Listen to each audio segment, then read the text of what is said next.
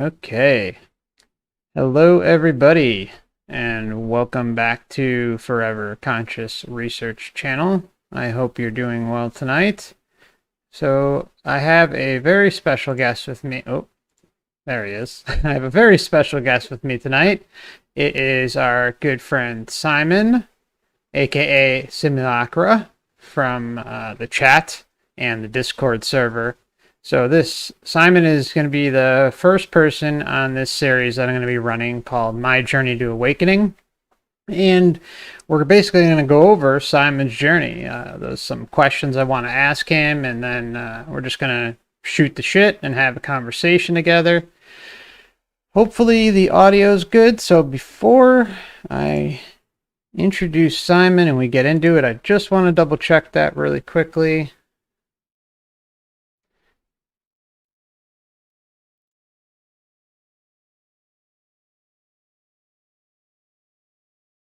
It's okay. So, welcome, Simon. Sorry to screw up that introduction there, but so I was just thinking about it because we had that issue last night. So I was like, I better double check. Yeah, cut the chase, man. Yeah. So, welcome, brother. It's great that we finally were able to arrange this and get this on board, and I'm really looking forward to it. And I'm sure a lot of people in the chat are because you've been around for quite a while, and we've all shared a lot of stuff together, and it's been a fun journey. So now I want to hear your journey. So I was thinking. So first off, how old are you, Simon? 41. 41. Okay. Mm-hmm. And growing up, did you have any specific religion that your parents or family had kind of put on you, or anything that you were exploring? No. No, Okay. absolutely nothing. There was nothing in terms of sort of religious beliefs. It was quite a scientifically sort of rational background, very much rooted here. But no, nothing religious based. I think my parents were sort of actively sort of quite against it, really. Okay. Yeah, my dad was the same way. My mom was slightly religious, but not. I mean, believed in a higher power. My dad was more along the lines of science, so I feel you on that one. But my grandparents were over the top religious, so I think everyone kind of has their thing depending on what they grow up in. But okay, so have you felt since a young age that you didn't belong here? Did you ever question that at a young age? I think it's a question I've found difficulty sort of turning away from.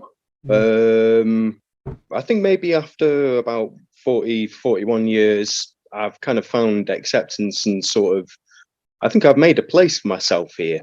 But I've spent much of it either feeling that I'm of it, but not from it, or something of that ilk. Yeah, I can relate with that, bro. It's it's a oof, it's a crazy place. Okay, so what's the topic or topics that triggered the start of your journey for truth or spirituality or both, I guess? I think that one's come in stages. I think I've seen like deeper levels of the question, like different stages in life. You maybe the perspective of the question sort of expanded.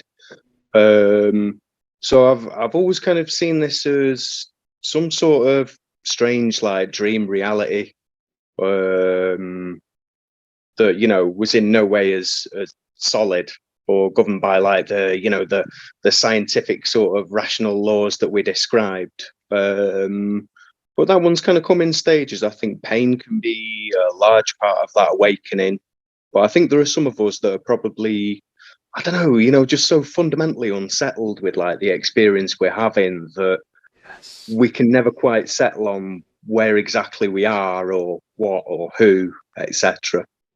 For sure, and it's I just say that it's designed that way on purpose. It's all put that way so we just lose ourselves and kind of just brush it off, but question it, and then then we're hand fed answers, and whatever happens happens. Either you wake up or you don't, and even that has its levels. So what age do you Mm. think you started looking, like, I would say, I guess, with the truth type topics? Um, I think a lot of our generation. The I think buildings? 9/11 would have been Yeah. a watershed, Mm-hmm. real watershed event that sparked like a real pursuit of sort of. I mean, that would have been our transition time into adulthood, wouldn't it? Because you're Yeah. like a couple of years younger than me, so this was something that we were all kind of primed to generationally to Oh, react in certain absolutely. ways. So I think there was, that obvious sort of. I think, as with many people, those first steps of like loose change and all that kind of Mm-hmm. thing, and the internet itself was a different place to sort of explore these things back in the day. Right. Um, so yeah, I think that one's kind of come in stages. About sort of 10 years after that, I went back as a mature student into like education. And I think the nature of what I was looking into, that also sparked like a deeper asking of the question. Um, but the most fundamental, definitely, obviously, is the late unpleasantness of this last sort of couple of years, Oh, that which shall not uh, be named. yes. Thank And you. um, Unfortunately. it's crazy, what can tear you world apart. Because I think there were a lot of us that initially we would, sort of primed to be scared, and then soon realised we were being screwed with. Um, but for me, it's been a pretty brutal sort of last few years, and in terms of like personal circumstances, and Mm. it's been like a series of deaths. Oh, I think this yeah. last few years, um, that I've experienced sort of externally and internally. And that And I was remember like it. your father you lost, right? And who else was there? Yeah, I apologize. yeah. It all really, a very English phrase, and it all went tits up really about sort Mm, of 3.5 years ago. mm-hmm. I came out of a really sort of really difficult marriage. Um, and that was everything sort of seemed to fall apart. I was sort of quite seriously assaulted, Oh, and then that sort of it just seemed to be like the catalyst for everything. death can do So that. Death can absolutely do that. yeah, It was a big catalyst for my journey. It was a oh yeah, huge part. So I think it's only yeah, natural that we just, especially if it's your father, someone really close to you, that you spent a lot of time with, you loved. Uh, it can send you on a path of all different directions and just wanting to find the mm, answer. And oof, yeah. it's a mind I fuck. think we, to a large degree as well, we define ourselves by sort of the situation and circumstances we're sort of anchored to as well. And I think when you pull apart sort of, it's a bit like a brick wall. It's only as strong as its foundations are, and if the foundations are what's been taken out from sort of under your feet, then literally the whole lot comes crashing down on you. So true. And sort of what I thought started off as bad, in terms of the sort of bereavement for a relationship, family, Yeah. stepchildren, wider circle of friends. Then I had to leave work due to sort of struggling with my mental health. My dad got diagnosed with Mm. cancer, died afterwards, and there's been all sorts of sort of mess to sort of clear up this last couple of years. That's literally, I think it's in some ways, I think being pushed to the end of your sanity can Yeah. also be Oh, another, quite critical one for just completely reassessing the world that you find yourself in. no Uh, doubt about that. No doubt. it's Yeah. interesting though. I mean, the thumbnail you'd selected Mm-hmm. is like looking at a person who doesn't exist anymore. Mm. Ah, think that part of me, that kind of died like 3.5 years back. And I think we go through this in life. We've spoken about this before, that series of deaths within a lifetime. It's Yeah. quite something. Yeah, yeah, I think when we were talking about that, I think I had said, I think I had probably at least four, three at least four, and I think you said somewhere about five, right? Five Yeah, changeovers, yeah. yeah, Yeah. yeah. It's Big stuff. I Yeah. mean, you look back and you just don't even recognize the person No, that you once were. I mean, no, it's crazy. absolutely. And I think, I mean, I've had sort of some quite fundamental issues with mental health as a result of the path that I've sort of taken. And that's caused me some quite serious issues with like what my identity is and having a grip on that even in the first place. So, I've been through periods of time where I don't recognize myself from sort of 1 month to the next, Mm. sometimes one day to the next. But yeah, looking back a few years back, Oh, I don't know. It is. It's like peering into a different reality. it is. It is. It's oof. Yeah, you touched on a lot of important things there, and I want to expand on when you mentioned things specifically about like your circle of friends. Did you find yourself naturally uh, kind of drifting away from them, or uh, like how many, I guess, so-called matrix friends do you think you have now in comparison to maybe a year ago, 2 years ago, 5 years ago? And Yeah, how did that say kind of go? yeah, say compared to like 4 5 years ago, the circle of friends that I was in, there were like a circle of us who were in relationships with friends of friends of friends. So it was all sort of quite incestuous, really. And I mean, I grew up in this sort of middle class suburbia that I rejected like right from the get go because it was so false. Yeah, And I think you see that in the nature of those sort of matrix friend sort of relationships. I don't know. I'm not behind the door. You can tell who really gives a shit about you and who doesn't by who's there absolutely. for you when it all goes to shit. Really. So I think initially, I mean, it felt like such a sort of crushing loss to have all these things sort of taken from me. But I don't know. I think you'd reevaluate as you go along, and ultimately, I've been left with some quite well, literally the creme de la creme, some remarkable people, and I struggle to get close to people.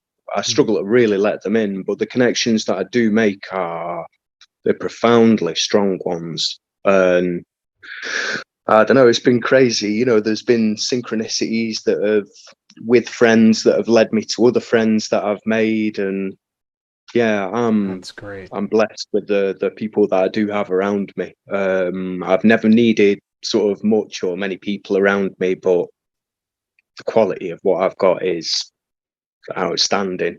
So I'm lucky.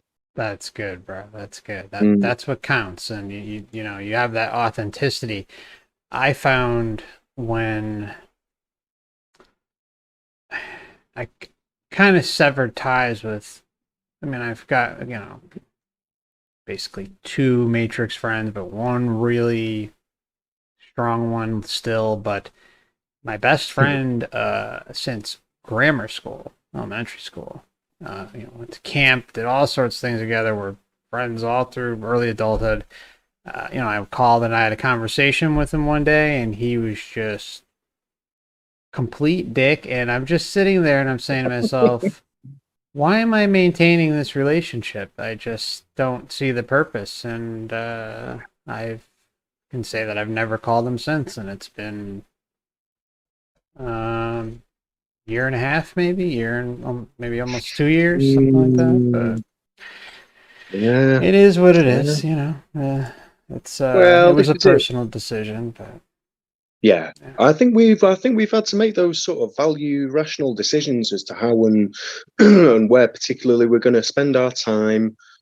look, I mean, we've spoken about this before. Fundamentally, Mhm. when two people or more come together, there's an energy exchange that takes place. So, particularly right now, with the amount of psyop bullshit that's going on, which always has been to a degree, but like they've gone from like third gear to like sixth gear, haven't they? You've got to be Yes. super careful where you're putting your energy. So, So true. I carefully conserve that around people who I find harder to process, etc. Mm. But it kind of reminds me of like what Rick from Star God says about, when you think in reference to those old like Matrix friends, like when you start shooting the shit, the kind of stuff that we talk about.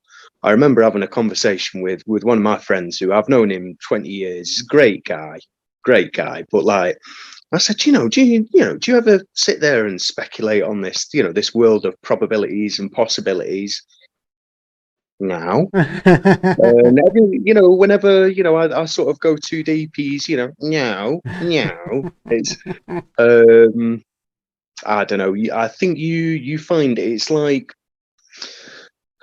looking at your friends on the other side of an embankment, and they try to coax you back to familiarity and how they remember you and what's comfortable for them as well. Because I mean, everybody's paradigm's getting ripped apart at the moment. So maybe they depend on that familiarity and people who they think are reliable, during this clusterfuck. Yeah, I think it's like a fail-safe mechanism within. Yeah, So, yeah, yeah, yeah. it's But that it's, comfort. some of Mm. it's like a point of sort of no return though, because I think I've always probably been like a touch on like the intense side.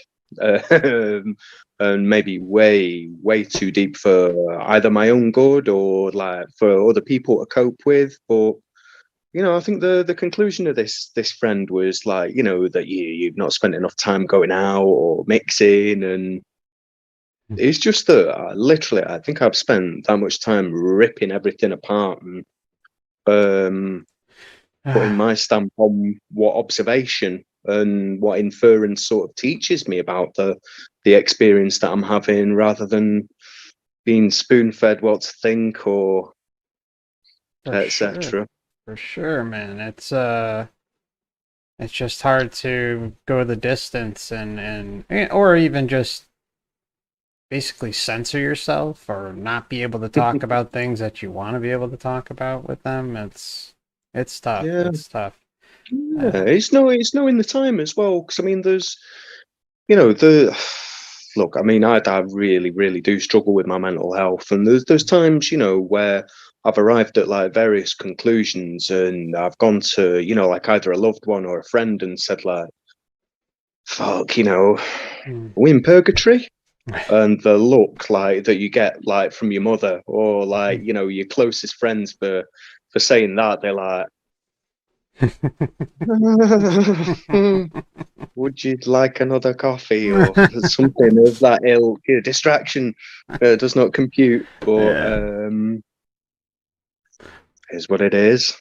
it is. It is. Yeah, it's. I feel you, bro. I feel you. Or everything, everything you talk about's too negative, or this or that, and even when you go to the Yeah. positive, it's still Oh negative yeah. somehow. It's. Yeah, you get regarded as Yeah. being a skeptic when Yeah. in all honesty you're being a realist. Mm-hmm. So whatever that You're is. just questioning your reality and you and everything around you. What's the big deal? Yeah. Well, I think, many of us came here to explore different levels or ask different questions of, Mhm. of what this is. And, maybe it's part of our problem that like we never, sometimes we're never quite satisfied or, there's Curiosity always killed a the need to cat. sort of dig deeper. Yeah. Yeah. Yeah. And I think as well, to a degree as well, Mm-hmm. there's a large element of this when you are going through periods of like awakening. There's a lot of information that comes with it, and processing that and incorporating it or trying to relay it to people. You can fry your head sort of pretty easily, I think. Yeah. So there's that thin line, isn't there, between sort of, well, what's deemed sanity and insanity. So For sure. I mean, I lost myself I don't know how many times over. So I think it's just part of the process, and it's brutal. It can be really brutal. Oh yeah. Okay, Oh yeah. so I wanted to. Where the heck were we here? Okay. Mm. Okay. I kind of touched on this, I guess, already. Do you prefer to be around people more, or would you rather be alone? I'm guessing more alone, right? I mean, kind of. It's an interesting one because I Yeah. mean there's times where like I think we all feel this urge or this urge for an urge to be around people, and then sometimes when I mix, I think, what on earth am I doing? Please, like, have I been here long enough to leave now? Back to the security of my man cave. Hmm. I've always had a really, really deep sense of sort of compassion and reverence for life and tolerance towards other people, and just kind of seeking to understand. But I got to be honest that I generally do find non-human animals far easier to be Oh, around than the human variety. absolutely.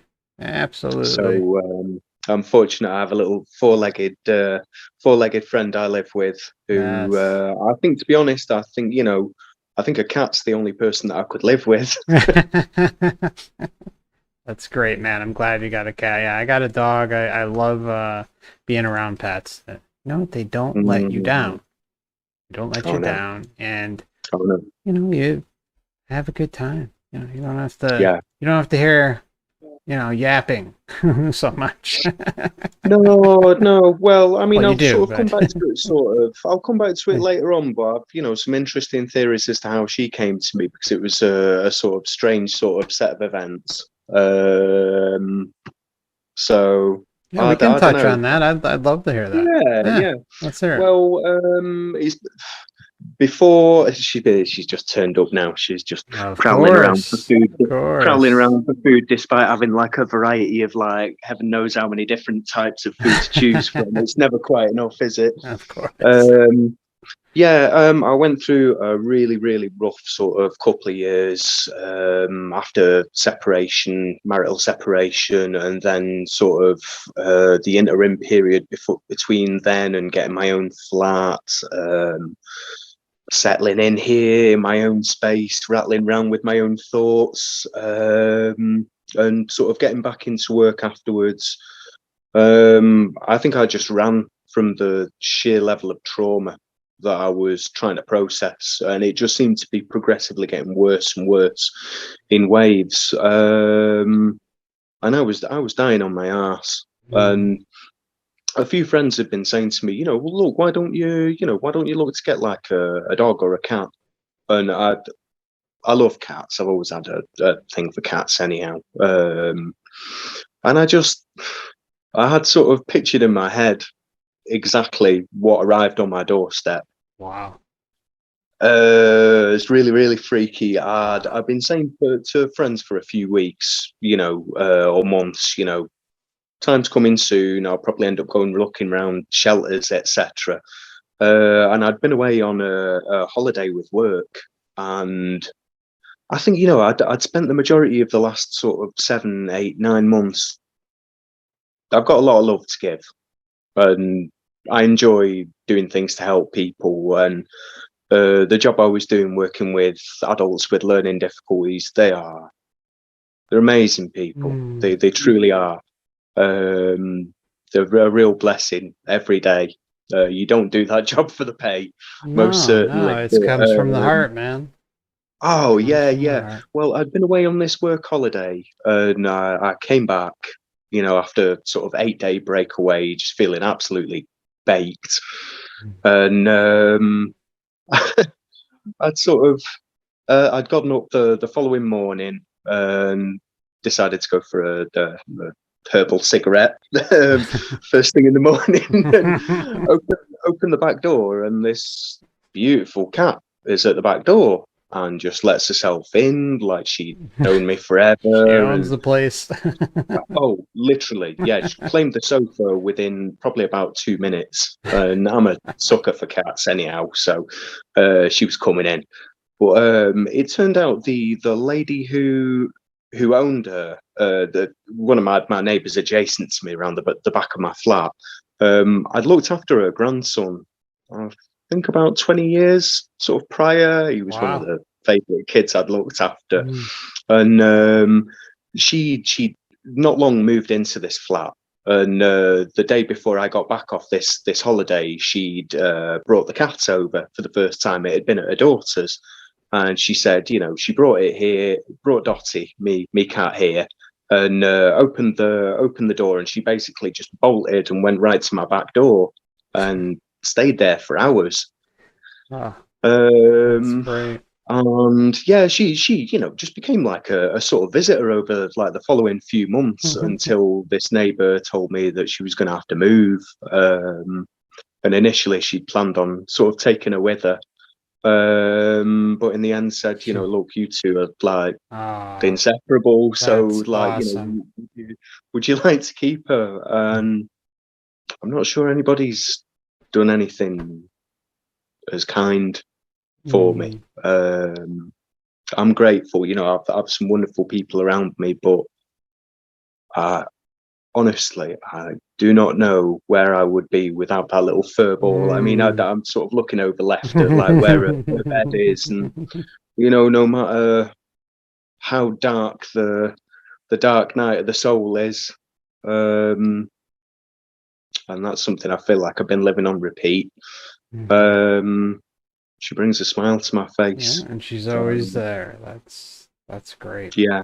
That's And great. funnily enough, as well, when I lived with my ex, we shared a Dalmatian that Oh. had the same name as the cat that I have now. So I kind of laughed my ass off And when, so the uh, cat's name was already what's yeah, the cat's name? I'm the cat sorry, I forgot. Dottie, That's it. Okay. and that was the name of The she'd already previous been named, owner. and Yeah. that was the name of the Dalmatian that I had with my ex. Wow. So not only did she look Wow. exactly like what I thought, what I prayed and hoped for, Wow. um, yeah, I What are the genuinely, I think, chances of that? Well, what do we know? Very, very yeah, common, I yeah. guess, in Well, this reality, but I think that's to a degree, awesome. I think that's how it works. I mean, I Yeah. don't know. I've toyed with all sorts of theories, whether I separated a part of my energy and whether this was a part of my creation, Hmm. or whether a higher self directed this little lady towards me and it was just meant to be. Now, can I ask is the Dalmatian still alive? Do you know? Like, is it with the Yes, I ex-wife? believe so. Yeah, I believe so. Yeah, Okay. Okay.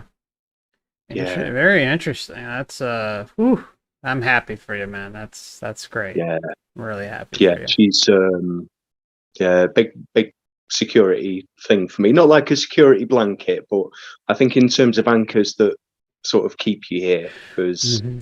you struggle with mental health. It's difficult keeping that anchor, if you fluctuate that much. So Mm.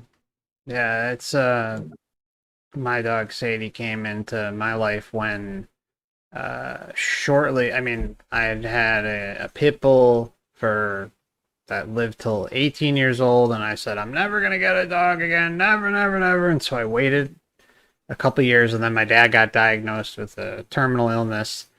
And then a few months after that, I was like, okay, a family friend was having a litter of puppies, and I went and I picked her, and the rest is history. And I'm happy I did. But yeah, it's just life is so much better with for a friend.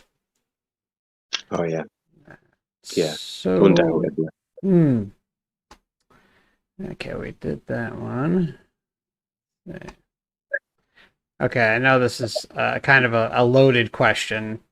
Um, have you found a better understanding of yourself, like through your? Oh yeah. Yeah, it's kind of Oh, goes. oh yeah. Oh yeah, yeah, yeah.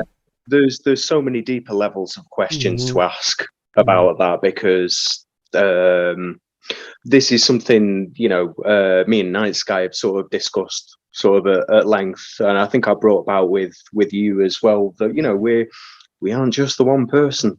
We're a Hmm. flowing canvas over time that changes before your eyes, and you think you get a grip on it, and then you realize, like, oh, this might be right. or that might not be. And I don't know. I just think the picture changes so much over time.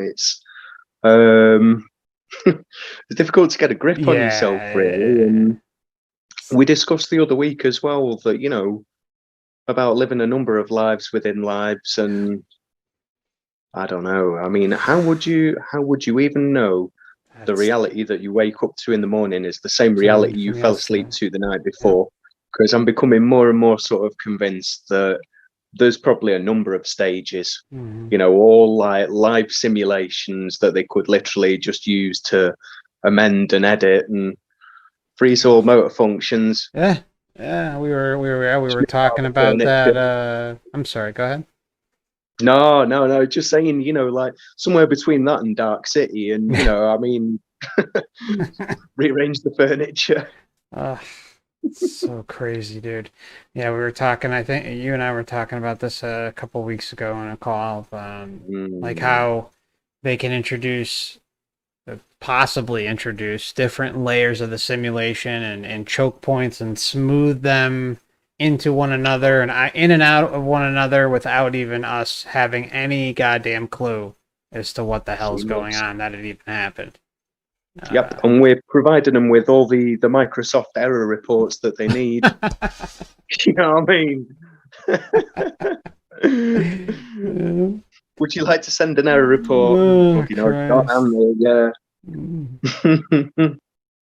But Decline, yeah, decline. I think there's a much deeper sort of level of understanding. I think that I've kind of gone through ripping apart who I thought I was Hmm. and watching that person just literally dying sort of Hmm. before my eyes this last few years. That's why I said, I look at the thumbnail you put up and it's a different person. Hmm. I'm absolutely convinced it's a different person. Yeah. Um, and this last 3-4 years has been like saying goodbye to that person in progressive waves. Um, I haven't got a fucking clue to a degree. I couldn't nail it down to give you an actual sort of identity. Um, but I have an idea of the things that we are, or more of the things that we are, and what this reality, whatever that is.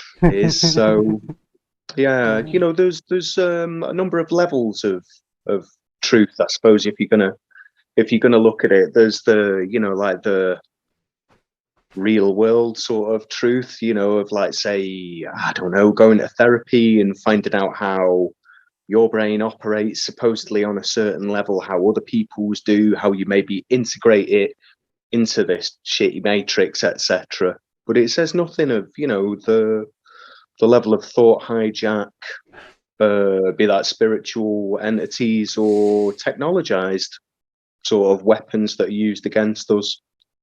Um, Yeah. When you say so yeah, I something like suppose, that, those are the types of things that get my blood boiling. Those yeah, are the things that get me to yeah, fly off the handle because of the injustice that is oh yeah, happening here and oh yeah. how people are just deprived of almost any shot in finding themselves. It's, We're props yeah, on set. yeah, So all we are, disposable props, yeah. rehashed, kicked back out on the stage again, without any idea what our lines are or where we've come from, etc. It's the shitty backstory of pain. And I tell you what, when you take away the story, what are you left with? I don't know. It's a joke, really, isn't it? To a degree, like It I think is. all you're left with is absurdity. So I can relate to that sort of like hysterical sort of laughter at like just realizing this is in no way, shape, or form, this experience is nothing like what you taught it is, No. or what everyone else had tried to anchor you to, for the sake of their own sanity. Mm. So no, I'm awake as to where we are, I Mhm. think. Yeah. So Just based on us talking, there's no doubt we both are on the same page about a lot of things and how Yeah, Oh yeah. we know that we're in this grand illusion of fuckery and reincarnating. So, Yeah. but no more, no more. It's the last time, so we, we'll Yeah. write out our sentence. Yeah. Yeah. Well, I think most of us, I don't know. There's a lot of people who might not be working now that were working a year, 2 years ago. It's a difficult one because, I go through brief periods of physically and sort of mentally feeling pretty good. And then feeling pretty horrific again. So, there's a change Do that's you gone on think this that last. more recently that's Oh yeah. because of Oh the yeah. job situation too, like the added pressure with Um, that, or yeah, I mean, it does add a pressure, and I think mm, fundamentally, I think we can end up defining ourselves sort of by what we do. That mm, takes up like a large yeah, part of our identities and mm, time, and mm, even if it's something you resent, it's mm, it's an anchor that can sort of root you in this reality. Oh, mm, I'm such and such. mm, So I don't know. I mean, too much time isn't necessarily always a good thing. But then, I've kind of used this period of time to go deeply, deeply inwards, and um, that's what was necessary though too. So yeah, oh, yeah, undoubtedly. Mm. so there's that's a huge positive. No matter how, no matter where the road leads at that moment, Yeah, it's a plus. It's a plus. Um, yeah. to help better understand yourself and ourself, and Oh yeah. I'm very appreciative of some of the extra time that I've had to be able to um, investigate things, because it does take a long time to really start piecing shit together, and um, so that's a Mm, positive. But mm. when the bills come at the end of the month, it's Pressure, isn't it? Real world shit. I tell you what, though. I mean, it's interesting because I've spent that much time trying to figure myself out or detach myself from the story, the pain, etc., trauma, whatever. Um, and he's mad, I mean, I've kind of there's a lot that I've put on paper this last year or so, sort of trying to work out, what on earth is going on in my head or in the world around me. And it's mad, I look back at stuff I wrote 12 months ago and it's almost unrecognizable. There's this kind of this rapid evolution of thought Oh and yeah. being. I think that comes with it that I don't know, maybe people who hadn't spent much time around me that knew me from 4 or 5 years ago, they would think I'd gone completely batshit crazy, even more so. They're probably right, but No, I don't know. no. I think again, I don't think that at all. I think you finding yourself is the best thing you can do for yourself. So, tip Oh my yeah, hat. yeah, yeah. Tip the new hat. Tip my Twin Peaks, well, fake Twin Peaks hat. All right. So let's see. Where the heck were we? Okay. Has your desire for truth, morals, and ethics changed with your spiritual journey, your awakening? Yeah, I Mm, think so. I think mm, so because I think like I was talking about the expansion and sort of evolution of thought. You realize questions or the framework you applied 5, 10, 20 years ago just is barely relevant, or it might explain the context for sort of how you've got here. Um, Sorry, what was the question specifically? Again, that's my I ADHD. mean, no, that's all right. I was saying, has your desire for truth, morals, and ethics changed over time, like accelerating or even like adjustments along the way? Mm. Could, The yeah. I'm the same in some ways, despite all the transformation I've described. The core of the morals and ethics I have, you could cut me in half and they'd still be written there. That will never change. I think, like I said, I've got a real sort of deep compassion towards sort of other people and understanding, just how screwed up this life is. And I've always had a real thing for like the underdog or people who are Me too. really struggling. Yeah. Um,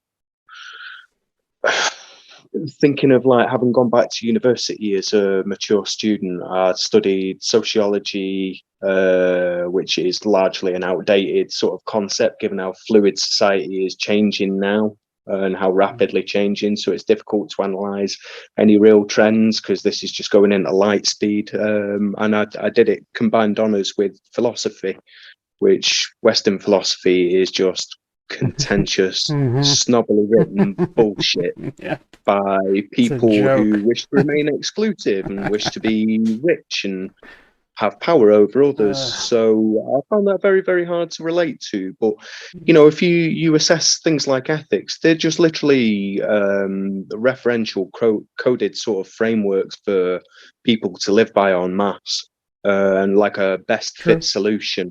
Hmm. And they're It's good. they're things that even the most noble and beneficent of us experience in like a liberal way at times. So I try to go about treating people in a certain way. If they choose to reciprocate, cool. If not, meh, whatever. Yeah. You know, I tried, not to let it fuck with my chi too much. No. So No. Yeah, that's yeah. I find the power of not giving a fuck to be oh, helpful. oh yeah. And it's funny. Like I was saying that for a little while, and then I found out some guy wrote a book on it. I think maybe even you told me, Yeah, or man. yeah, Yeah, yeah. Yeah, it's man. like, that's Yeah. great. See, as far as like the truth goes as well, I think where is this stage of wondering whether that is literally relative to the individual. I mean, I've spoken to you about how I think maybe to a degree we are partly in our own sort of universe stroke existence. People would argue that as solipsism, to just be this nonsensical argument. But I'm not saying I believe I am real. Hmm. That's usually the stumbling point of that argument, that the person sort of asking the question usually infers that like nobody else is real, but Hmm. they are, because they Ah. have to be special and unique, and we have no fucking idea what this existence is. This is a regulation valve designed Yes. probably largely to get us all to see things or to think things in a certain manner. And I tell you what, if that stage curtain dropped, I bet half of us wouldn't even look like what we think we are. There'd probably be a lot of us that are like reptilian without even realizing, some of which would be like, yeah, and others which would think like, oh, but no, I think that quest for truth is, you've got to be able to rip everything up potentially Yeah. at times, and think of things like so far outside you've got to suspend your sort of disbelief, which I think is something I've always been able to sort of do and not sort of pen myself into a box. There was So important.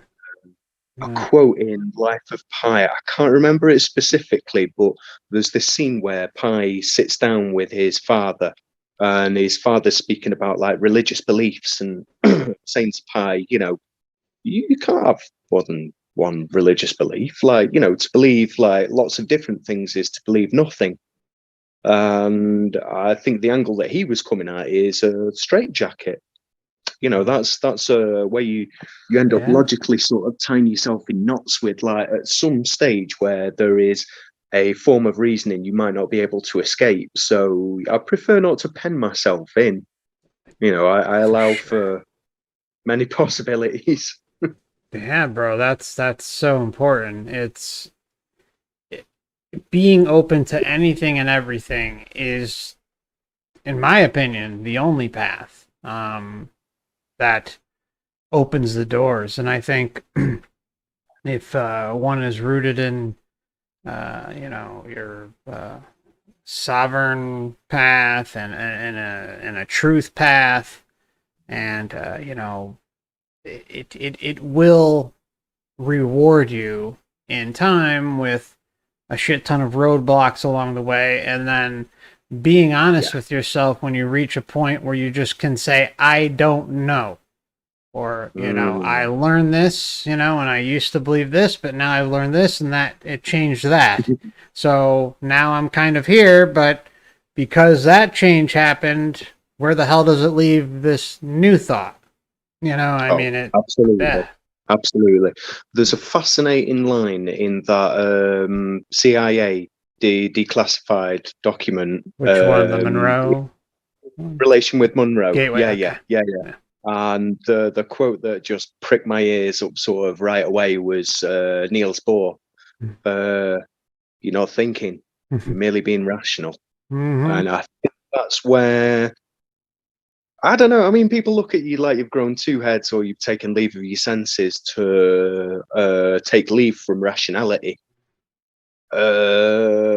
But then there's so much that we see before us that, well, we deny because it doesn't fit in with the rationalistic framework or means by which we could sort of question it and we know with certainty what something is. But um, a lot of people require certainty Mm-hmm. where Well, it makes them I feel think we can good. do. It gives them Oh, something to absolutely. attach to. So, Feels uh, good, man. yeah. Feels good. Yeah.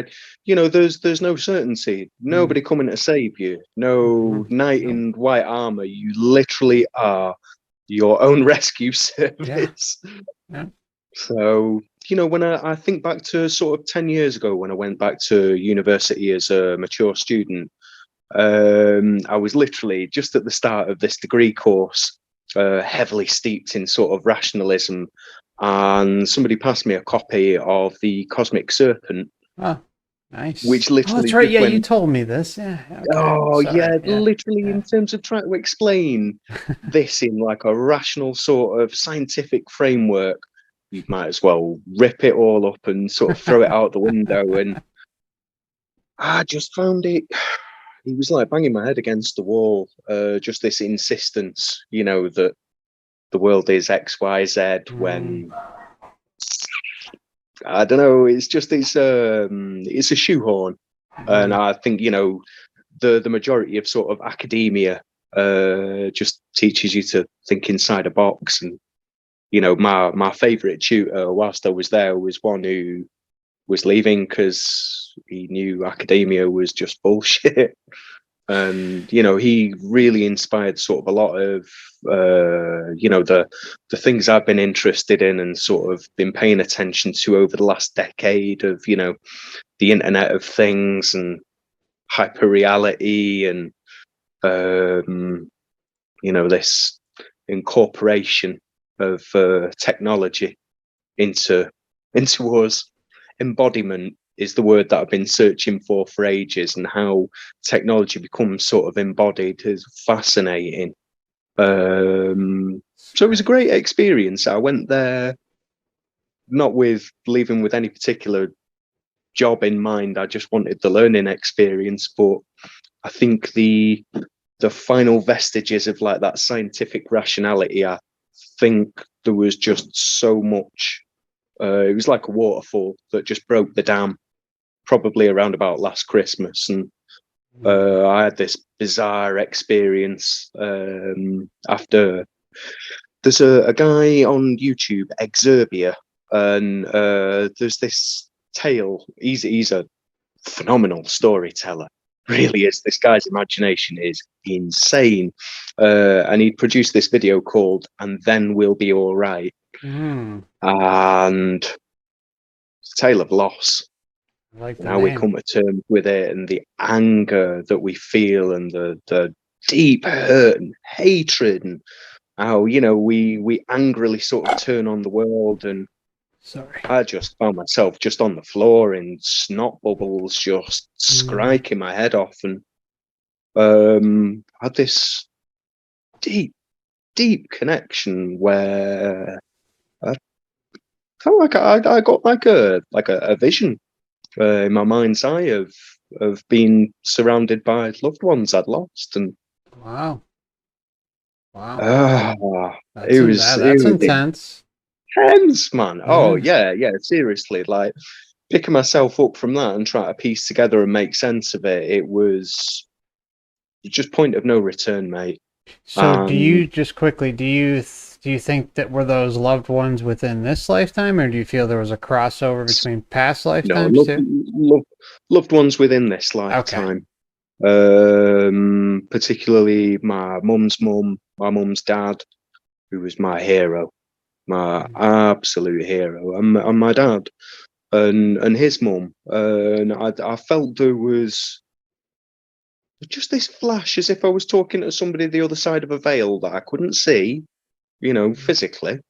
Um, but it was contact, and I've had this deep inner monologue sort of going on throughout life. I think, as maybe we all do to like sort of varying degrees, but um, in particular, I think over this last year, I mean, it's interesting because on one hand, you could have a real deceiver in there, which is the Mhm. ego, which will lead you into oblivion, and as far away from whatever you try to achieve as possible.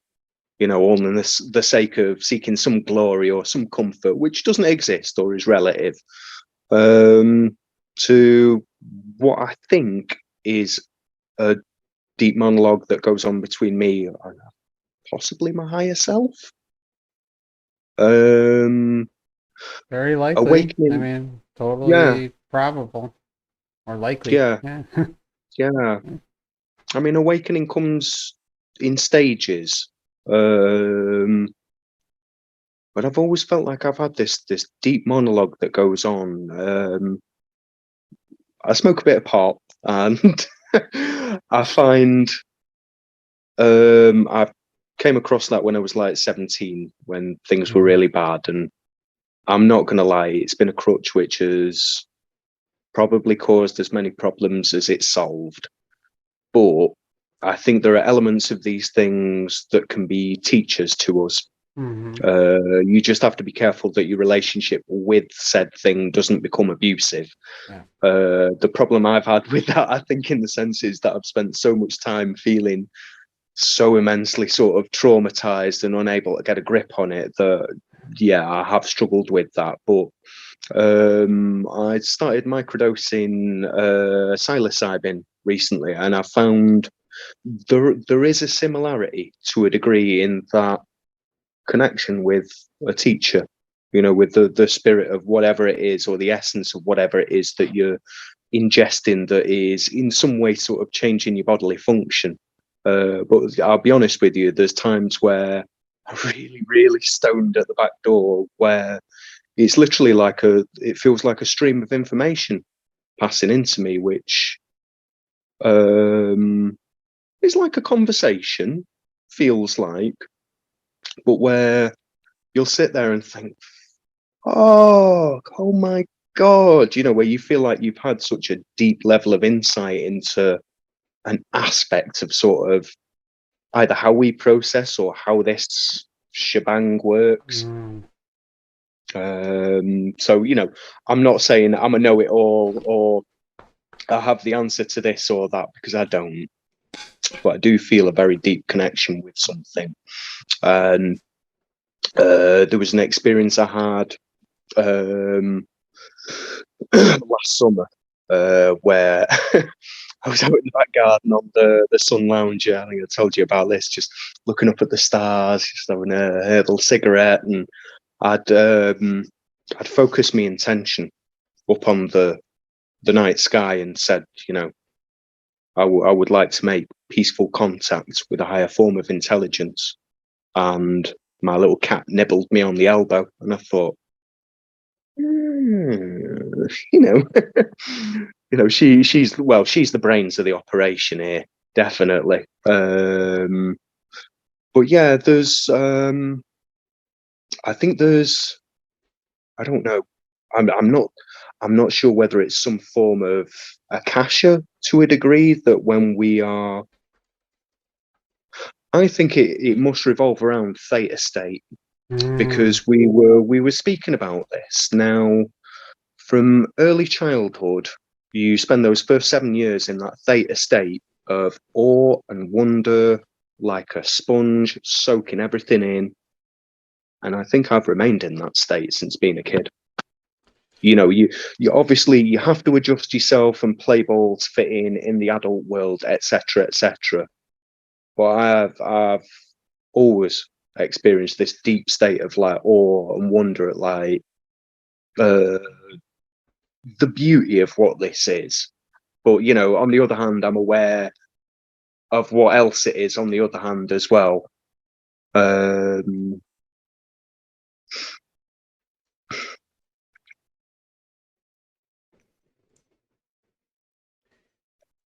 Okay.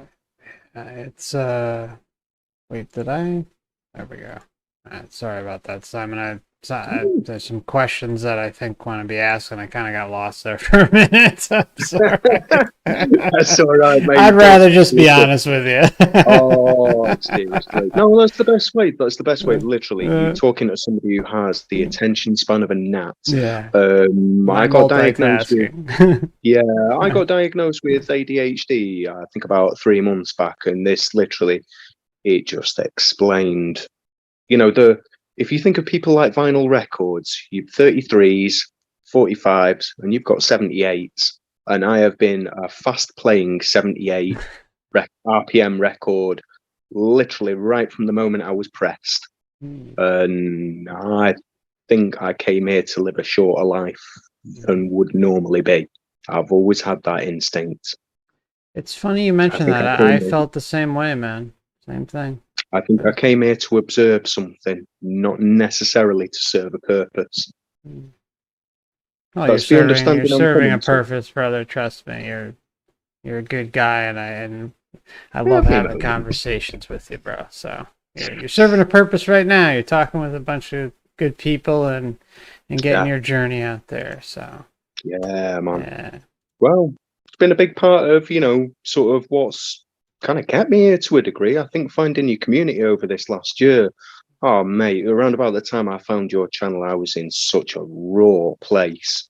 Because, when you come to the realization that even the truth community, 99% of that is yanking your chain or misleading you for their own purposes, or pay no attention to like just how brutal this process of awakening can be, because it literally is. It's like losing your sanity whilst being stripped of what you consider to be your identity and your ontology, your worldview of what you think all this is, etc., and how you rationally understand it. So savage, man. Absolutely. It's a harsh realization when you get to when you see just how deep the disinformation part of things go but it's another learning experience to this reality, or whatever the hell you want to call it, this realm. Yeah. I think one good thing it really, really has led me to is being my own truth bond. And I don't go looking for stuff. I notice it finds me. I don't even need to go looking, or something else that I've looked at. There'll be something that spins off a tangent of it, Yes, or an yes. important Yeah. word of something. This is something I've noticed Mm-hmm. 20 years plus. Mm-hmm. So it's mad how this shit works. I love Yeah, it. yeah, me too. That's like the biggest part of how I'll research something. Like if I'm listening to something, I usually will take notes, or I'm listening carefully and I'll rewind certain segments, and maybe a certain topic will be mentioned that maybe I didn't hear of, or a certain researcher, or a certain book, or a certain whatever the hell it is. And then I'll pause the interview or whatever the hell I'm listening to, or the stream, or whatever the hell it is. And then I will search that and then fall into some rabbit hole without even having finished that thing, and go off that, and then I'll go back to the other one, and then I'll again fall into an, it's just this repetitive process, and it always has a cascade effect of delivering me something amazing. It's I love it. I love it. See, even if I've noticed, even if I don't search for it, it say if I comes to go, you. there's number, it comes to me, or wherever I go, I then notice a friend will bring it up in conversation, Yeah. and it's like, I was just thinking about that earlier, or like, he's crazy. I love it. Absolutely, bro. So what I was thinking of doing is just taking a quick 5-minute break, give you a minute, refill your water.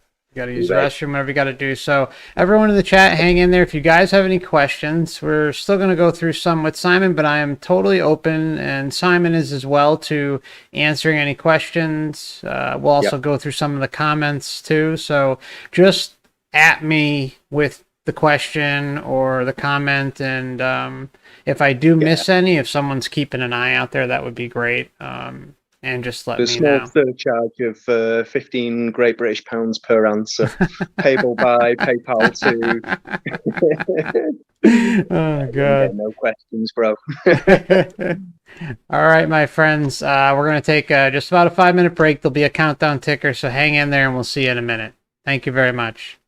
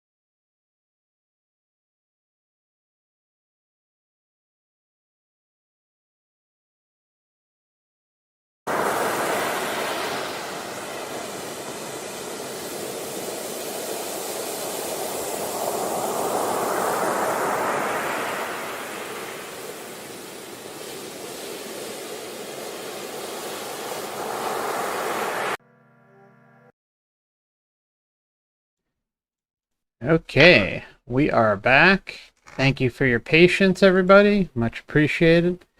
Just really quickly, I want to thank Dave Larson for his kind $5 super chat. Dave says, if the Demiurge knows what we believe, have you considered how they could create a false exit away from the light to trick us? Okay, you know what, Dave? Whoops. You know what I'll do? I will save that. Well, actually, you know what? Let me just. Basically, my opinion on that is, there's been a lot of speculation. Don't go to the white light, go to the golden light. Do this, do that, do this.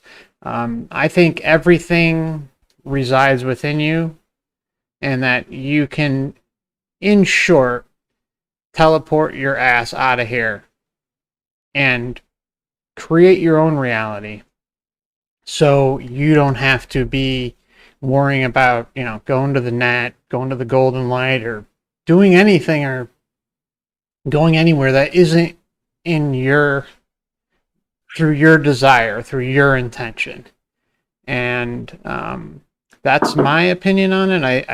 And that's how I'm going to approach it personally for myself too, because the latter is just too risky, and that's just not something I think is. It's just too risky to take that chance. What are your thoughts on that, Simon? You want me to repeat the question? Yeah. I think we'll provide probably every single bit of information to this life is the trial. Mm-hmm. We're, to a degree, our own jury. So, I think we probably feed a lot of information that we're going to have to fight immensely hard to maintain our sovereignty against.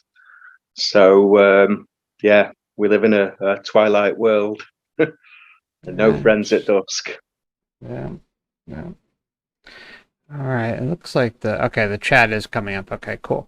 All right. So, God Was Bored was asking, can we get a link to Simulacra's YouTube if he has one? Do you have any videos posted, Simon? I don't think you do, right? No, I don't. I don't yet. But Okay. I think one of the things that I'm gonna spend some time sort of piecing together, that's become a real interest of mine over this last sort of year or two, with like a completely different, sharper sort of focus, is how reality is portrayed to us, how it's depicted, what we're told. And we're brought up with this thought that we get our handle on reality from what's reported to us in the news, etc. But I find more that explains the strangeness of our existence than the experience that we're having in these big sort of showpiece sort of series, and sort of quite esoteric movies. So we've spoken sort of quite a bit at length. I bombarded you with like long messages about I can relate this aspect of like Westworld or The Matrix or Twin Peaks to our experience. And I think what I'd like to do is sort of almost plot a map of like what reality is described, and see where all these movies overlap, and sort of how it explores different that's awesome. aspects. That's a hell of a project. I love that idea, man. Love it. I'm king of the procrastinators, so I don't necessarily rely on it coming in this lifetime. Given that I ain't planning on coming back here. I don't think I was here to like leave a legacy, or not come here for adulation or credit. I've needed to find self-approval, yeah, definitely, but like, I don't know, I suppose I've ended up like chief procrastinator. So like, I have all this, honestly, like if we had like pensieves that could sort of take a thought and translate it into a video or something, there'd be some interesting content. But I think it's the kind of the element of what's come from these Zoom meetings that we have, and Discord chats, and the live chats as well. It's creating a forum where we can actually sort of discuss this stuff. And Well, Yeah, I may do a video at that's some stage, but right on, right on. Yeah, I think I asked Night Sky to try and grab me your channel, so I figure we'll pop it up, and if you ever do make something, people can subscribe and hit the bell, and it'll pop up if that day comes. So yeah, yeah, that yeah. would be I great. think, you know, I mean, I kind of considered, there were a number of things that I considered with it. One, I wasn't sure whether I would end up disabling a comments section, not out of ignorance, but Hmm.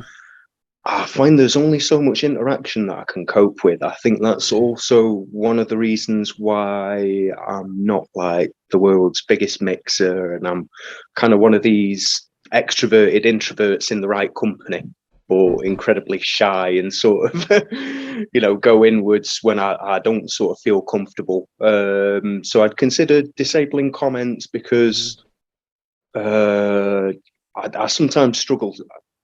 I fundamentally struggle to communicate Yeah. at times. What I can do now to you to relay a conversation with the average person, I really don't know. I think it'd probably stress me out trying to keep up with it. Oh, I Um, feel you, bro. I would worry that, like, you know, approval might go to my head and Mm. like negative reinforcement. I Yeah, don't know. It's always an interesting test of like where your head's at, isn't it? it And is. also, if you display a face as well, we live in such a visual era that like you've kind of got to be like some stud muffin that looks a certain way, and it's ridiculous. We live in an era where you can talk complete bullshit, but if you're good looking, you know you can get away with. Yeah, yeah. People are like, oh, just fall at your feet, hang off your every word, and you know, I think if there's one thing that watching your channel, you know, your awesome content has really helped sort of ram Thank you. home, which, you know, I've always done, but I think it's helped to be reminded of it. Is think for yourself and just Hmm. don't hang on the words of like what one person is saying Anybody, or many, anybody. because you Yeah. know this. Look, we're in some sort of game. Hmm. We don't necessarily know what the game is because the context of it and the board goes beyond what we can see. So it's like playing somebody a game of chess with somebody in the dark. Mm. You know, there's levels so far above us that it's, you know, it's difficult to work out really. It is, and yeah, I think the biggest thing I tell people is, do your own research. Don't dedicate too much time on one channel, this and that, and don't fall into the trap of personality figures and this and that. It's at the end of the day, everyone has to do their own freaking research, no matter what. You have to. That's the only way you truly get um, some answers.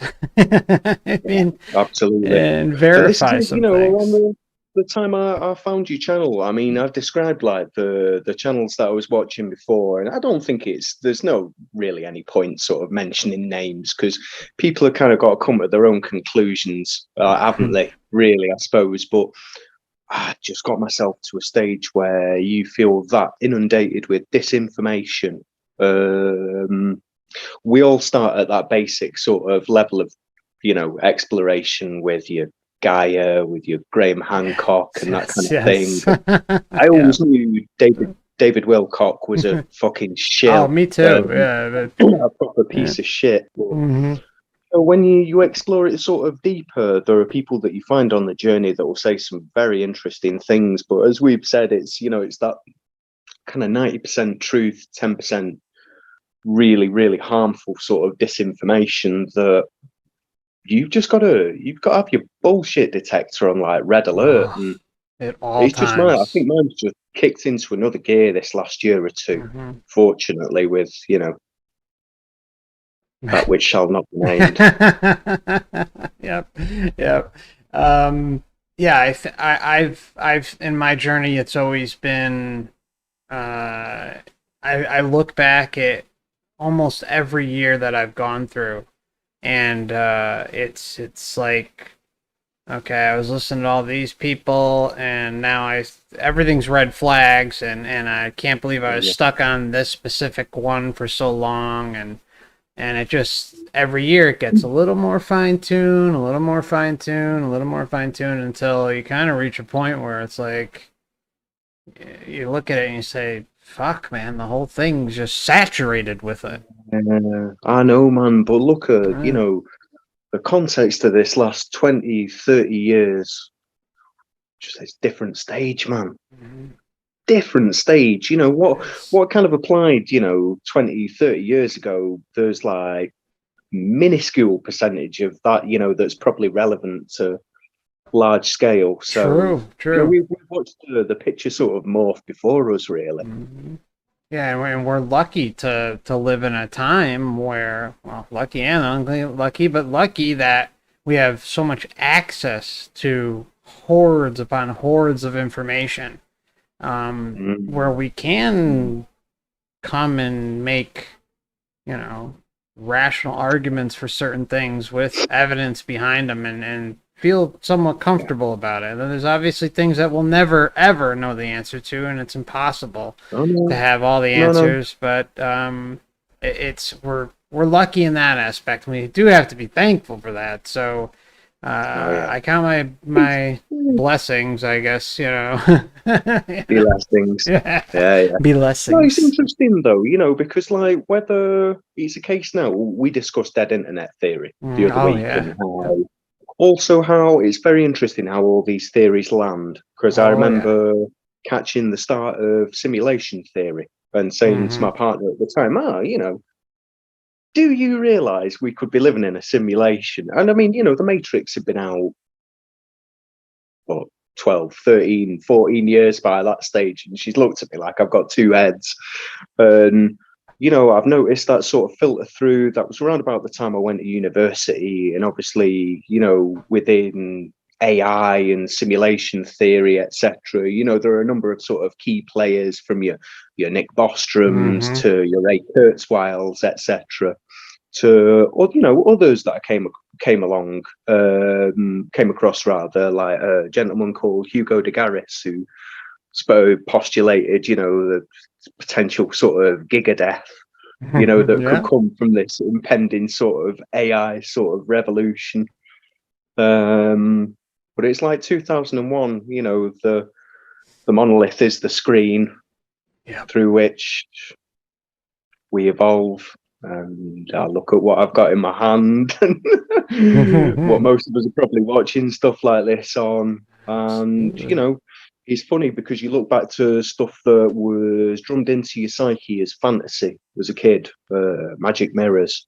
Mhm. And there was a video by a gentleman called Barnabas Nagy that I came across probably 3, 4 months back that, was like, the screen is like a scrying mirror. And I Yeah. thought, yeah, Yeah. hell yeah, absolutely. Absolutely. Yeah. 100%, man. Uh, totally on board with that. You know, you It's think of like crazy. the synchronicity we had from like the chat earlier Yeah. on, where we both messaged like the same thing. It was Same in thing reference to the Dark Side of the Moon, within and we like both a made the same second. sort of Pink Yeah. Floyd reference. Yeah, yeah, absolutely. And the other day, your last YouTube Yeah. video, I was literally just about to start writing a comment, and you mentioned my name, and I thought, here we go again. Mad, It's crazy, mad. man. So I wanted to ask you, what do you, and sorry, just quickly, again, I just wanted to send a thank you to Dave Larson. That was very kind of you. And one more thing, if you guys have questions for Simon, please pop them in the chat. Night Sky is doing me a favor and sending them to me, so it's a little easier because I'm really horrible at multitasking, which a lot of you know, and Simon Simon is the same The way. males, So an arsehole. yeah, so if you have any questions, just that's great. Just fire them in there, and I've got them coming in on a separate app so I can keep an eye on them, and then we'll get to them as the show goes through. So Yeah, just don't get your hopes up for like any form of sensible or like constructive answer. I just waffle. okay. Yeah, SM, we'll get to your question soon when we get to an area where we'll be discussing that, which is somewhat soon. So hang in there. Thank you for your question. So Simon, what are your thoughts on NPCs? Have you had an evolution on that one? I don't think all of us are living within the same reality. Mm-hmm. I wonder whether there's a percentage of us that are processing and creating more of this reality for whatever runs it. Difficult in terms of awakening, because I think we're all living a slightly different layer of the dream. So people are awake to different levels of it. But you would likely need, for this system to work, you would likely need probably the vast majority, overwhelming majority of people to be soporific, firmly asleep. So that, to a degree, is sort of how I understand NPC. Although when I sort of relay my experience to sort of being a stepfather to teenagers and the culture of sort of what we're growing up in nowadays. We grew up in an era before this technology was embodied, to the degree that it is, that, you are interfaced with your device. Yeah, your life Because is the whole. It starts with that, and yeah, we were yeah, lucky that we lived in two different periods of that where it didn't exist yeah, and does exist. So. yeah. I mean, your phone or your accounts are literally like the accumulation of your digital blueprint Yep. as to what you've given away or what you've had scammed from you over 20 or so years. So I don't know, it's an interesting one, because you look at how you can say like how dumbed down education is, but there's only ever been a certain percentage of top flight roles to fill. So I had quite a sort of middle class upbringing that I just thoroughly rejected right from the get go, because I just thought it was cutthroat and totally false. But I got packaged off to like a grammar school, and we were just basically taught to sort of, well, the attitude was you just step over people to get to where you're going. And even then, that we were taught to sort of regard ourselves as like the cream at the top of like the pint of milk, which is just an abhorrent way to like regard other people and your relation to them. Even then, within the elite class, there's still only a percentage of them that ever get anywhere. The rest of them just become like middle management Yeah. drones that Yeah. are just paid to just say yes or no, or be a bastard to you and fire you, or deny you that pay rise or whatever. So just people are just so numb to the reality that there's so many sort of layers to the trick and how it all sort of comes together, that I'm not sure whether there's so much literally like empty-headed sort of people going around. But our pal Alex from the Zoom meetings had mentioned Idiocracy the other week, and I watched that. And honestly, man, if you'd have gone into a coma, say in like the Y2K, and woken up to this, you would literally think you were like an extra on the set. Yeah. It's just, I don't know, it's just devolved into just, what the fuck is it, man? I don't know. I'm with you, bro. Yeah, like I did the video on NPCs, which I had to unfortunately private for Mm. some fuckery. But Mm. anyways, I'm gonna try and edit it. But the conversation basically was talking about how um, with so much indoctrination from cradle to grave, and it being passed down generation after generation, and embedded in you, and then you're dealing with the indoctrination and the soul school classes and within reincarnation and some things carrying over in lifetime after lifetime, and then you come back here and you're just going through it all over again. You're just, you might be in a different version of what's going on, but the point is we're still going through that indoctrination phase. Point blank, I was lost completely in this system, for many years of my life. And it can't be stated enough that most people are. So if we have lived that existence of being lost, then how would we know for sure that if, real deal NPCs, that's kind of a going back and forth there, but yeah, I mean, NPCs who, do not have soul and spirit are walking amongst us. Do I discount it? Absolutely not. I think it's highly probable. But at the same time, if we are looking at it from a point of view that, we were once lost and a lot of society is lost within this whole system, then we don't really know. We just truly do not know. But, when I see weird shit, and that'll probably get to my next question. When I've seen things literally manifest before my eyes, in this realm and dematerialize. So that's happening. NPCs are not a stretch, Yeah, no, definitely not. Yeah. Definitely not. And I think, one thing that I've definitely gleaned from the series and the movies that I've really been sort of delineating is we live in a realm of travelers coming and going. Mm-hmm. Quite possibly electricity is a likely candidate to have something to do with that. But you think about consciousness as like a unified force, and we just have this dualistic sort of interpretation of the experience that we're having within this regulation valve.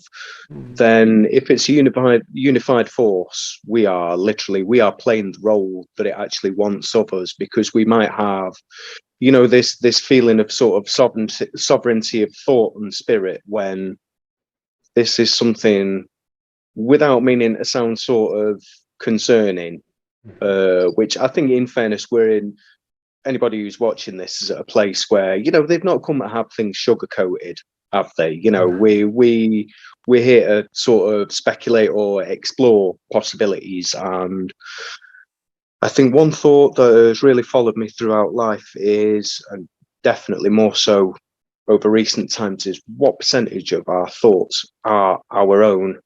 If you think about the ego can utterly mislead you, and a lot of people have been convinced into signing away their soul to consumerism or materialism or some form of compliance or being complicit. So I really, the thought of this really, really grew in me during my time at university, where I was the English phrase is burning the candle at both ends, which is literally just overdoing it to the extreme, where I was working sort of 20, 30 hours a week, stepdad to 3 young kids, partner that was going to college, etc. I was going to university, and I was just sort of spread so thin over toast that I would end up doing my university work like really late at night. Now, again, me and Night Sky have discussed like the increase in like ESP, extrasensory phenomena, when the ionosphere is at its weakest overnight during nighttime. And hence the phrase that I parroted earlier about we live in a twilight world. There are no friends at dusk, which comes from Tenet, which just fucking intrigues the shit out of me in terms of like its theories of like time not operating in more direction than one. But I used to get really, really stoned and then make a start on my university work, and I'd spend 2, 3, 4, sometimes 6 weeks, like absorbing all this learning material and sort of incorporating it into thought and making notes and stuff like that. And when it would come typing stuff down, particularly the night before deadlines or the one before that, I would wake up, look at what I'd typed, and think, where the hell has that come from? Is that even my wording? And I can paraphrase. Basically, if you can paraphrase, you can get a degree, because you could just reword stuff however you wanted it. But I always wanted to understand stuff and not just parrot it back, package up somebody else's words. So I would look to try and understand, and I'd look back at like the nature of what I'd written, really question where all these where thoughts it came from. Yeah. And you Yeah. have musicians who say constantly, they dreamt of a song or whatever, meditated, and a song came to them, or daydreamed Yeah. the song lyrics, and all of a sudden it comes into fruition. Yeah, in the flow as well, flow state. You think of the character from Soul. You think of any sporting performer or musician, and this girl who I was telling you about, I get these intuitions in terms of seeing certain things. I think slightly forward ahead in time, like real deep instinct. And Emma Raducanu, the US Open winner, 18-year-old, sort of almost unknown British tennis player. And I read this article on her coming through the qualifiers of the tournament, and I just thought, that would be an interesting bet. And the odds were 4,000 to 1. So why didn't I put a tenner on it? Why didn't I? But I get this watching sporting events and stuff like that. But when she was asked about her performance, she was watching it back, and she was saying, as you hear from so many of them, especially with like home advantage, Lewis Hamilton, Formula One driver, and his wins at the British Grand Prix, or any home national winning at their home, they get this almost like this boost off the fans. And I think the sheer amount of attention, I think we have talismans within this realm as well, who look at Cristiano Ronaldo. I don't know, does the shirt number 7 have something to do with this? I don't know. But I think some people, there's so much directed attention. There's channeling, and I think we are. It got me thinking about, the shape of the soul, or necessarily what the soul actually is. And I've spoken to you recently about my newfound fascination, which is Twin Peaks. Oh yeah. And oh man, what a great timing to come across that is just insane. But looking at the the nature of sort of, what I'd sort of gleaned from Twin Peaks, you look at this bizarre sort of behavior and changes in behavior. Caprice, I believe they call the word, the accurate word is to describe it. These unfathomable sort of changes in behavior. And a lot of it revolves around possession. David Lynch and Stanley Kubrick often make odes to each other. There was a link in terms of like they both clearly enjoyed people's work.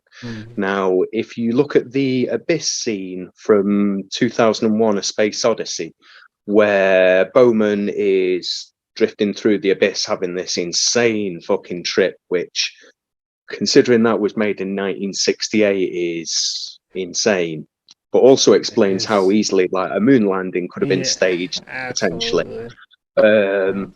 But there's these diamonds that appear, or more accurately, octahedrons, which is a pyramid shape and an inverted one underneath. And there's references to this and triangles throughout, like Kubrick and Lynch's work. One key phrase that comes up out of Twin Peaks, I think I'd messaged you about earlier, was J'ai une âme solitaire, which is roughly sort of translates as I am a lonely soul, or I have a lonely soul, which I was sort of thinking it over and wondering whether there was a deeper layer to that. Somewhere, comes out with that Harold is okay. He's pretty fucked up in there because Laura Palmer screws his head up. She's the Yes. darkness that destroys him. But he literally comes across as the only person within the town that doesn't act as if they are possessed or by numerous spirits. So Good it point. made me Yeah. wonder whether solitary is a numerical reference to being just the one person. Because we are an uncanny mix of past lives, biological memory, our parents, mixture of them, other influences around us. Yeah, it's a funny sort of concoction we are, really. And I think we are, there's times I can relate, I think, in my life where I felt I've been acting out of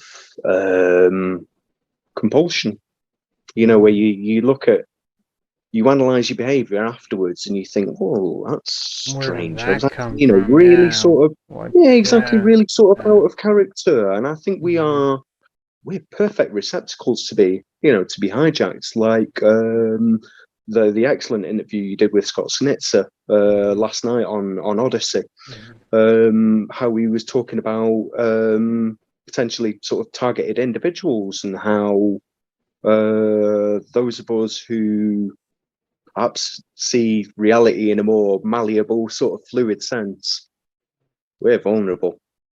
And we got to make ourselves sort of more savvy as to how we can sort of safeguard ourselves and potentially sort of stop ourselves from being compromised. Because if you think of the amount of times that you could look at and analyze people who their behavior when they act out of character or act as if possessed.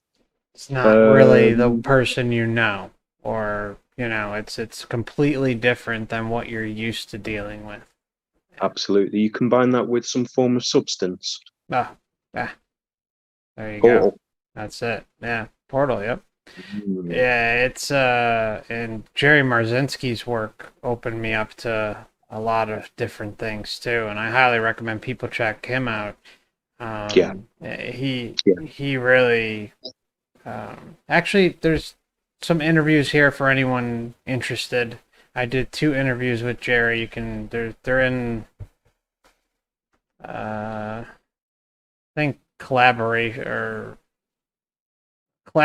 playlist or interview playlist, something like that. But if you search through my channel enough, you'll see the image from I think year and a half, 2 years ago, something like that. But and he's got a website. Check him out.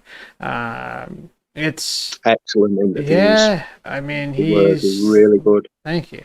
Yeah, Jerry's just he's dedicated to helping people, and not just schizophrenics, but he's trying to help people in general understand that we are prone to outside attacks. Nobody is exempt. Nobody. Everyone deals with these things at certain periods of your life, whether they are recognizable at the time is a whole nother story. But everybody's prone to these attacks. Some people deal with it more intense than others, but there's also this allowing of entities to infiltrate you, and there's a whole consent factor going on with that too. And I think it's always best to stand your ground and say, I don't consent to this bullshit. I am my own vessel. I am my own spirit. Nothing's going to interfere with here. And if you start noticing you're off a little, or, maybe not acting like yourself, say it again. Go and meditate for 20, 30 minutes and breathe in, breathe out, and do a meditation based in consent. One of the things that really gets my head turning is we go every night outside of our body into this dream world, and we do who knows what, because most of it we don't remember. So who knows if we are making agreements and consenting to all sorts of fucked up shit out there, and coming back the next day, and maybe something will happen. Maybe it won't happen that day. Maybe it'll happen a few weeks down the road, something like that. But the way I see it is if things start to get a little wacky in life, every morning you wake up, say, I don't consent to whatever bullshit that I don't remember from last night, or a blanket, do not consent, I am sovereign being, be grounded in sovereignty every day. Heck, you can wake up every day and say that to yourself and just put that out there and say, I don't know what the hell happened last night. I only remember bits and pieces, or I remember nothing, and try to live like that. So that you are more or less in control of yourself and not as susceptible to outside forces. So that's just kind of my spiel on it. Right on, man. You got to fight that shit because otherwise it's literally you just cave in, and then you're just doing something else's bidding or what it wants you to, which is we've discussed this. So much of this existence is geared at designed towards you, just self-imploding. Yep. Give it away, give it away, give it away. Yep. Yeah, exactly. Yeah. So I would say I think you've got to sort of fight for your own sort of declaration of independence as much as possible, really. Right on, bro. Absolutely. It's really key. It's really key, sort of what we're watching as well. The last thing you want to do is spend all your time on like Netflix watching satanic shit, or I think of the poison of like 24-hour news, like the amount of work I had to sort of, not that I begrudge it at all, but like my mum she's not behind the door at all. She's there with her lemon drops, you know what I mean? But the level of worry that I could see her processing, over this late unpleasantness, that I've said to her, just literally just switch that fucking telly off. If I go around and the news is on, it's like, even if it's on mute, just get that subliminal shit. Change the channel. Or just shut it off. Just shut it off. Throw on some, classical music, or go outside for a walk, whatever, just shut the damn news off, shut the TV off. Well, we've spoken, but for the advantages of this technology in terms of like a virtual meeting space, there may well come a time sooner than a lot of people are comfortable or prepared to admit, where I think we already need to start distancing ourselves from this technology, or using it just literally purely for the means that serve certain beneficial purposes. That might be socialization, because a lot of us we're isolated. Look at us, like this community with, like I've said this before, like spread far and wide like Horcruxes, and I go on about getting fed up with people repeating themselves, and I'm parrot my phrases on repeat, but we're all spread far and wide, so there's purposes we can sort of use this for, but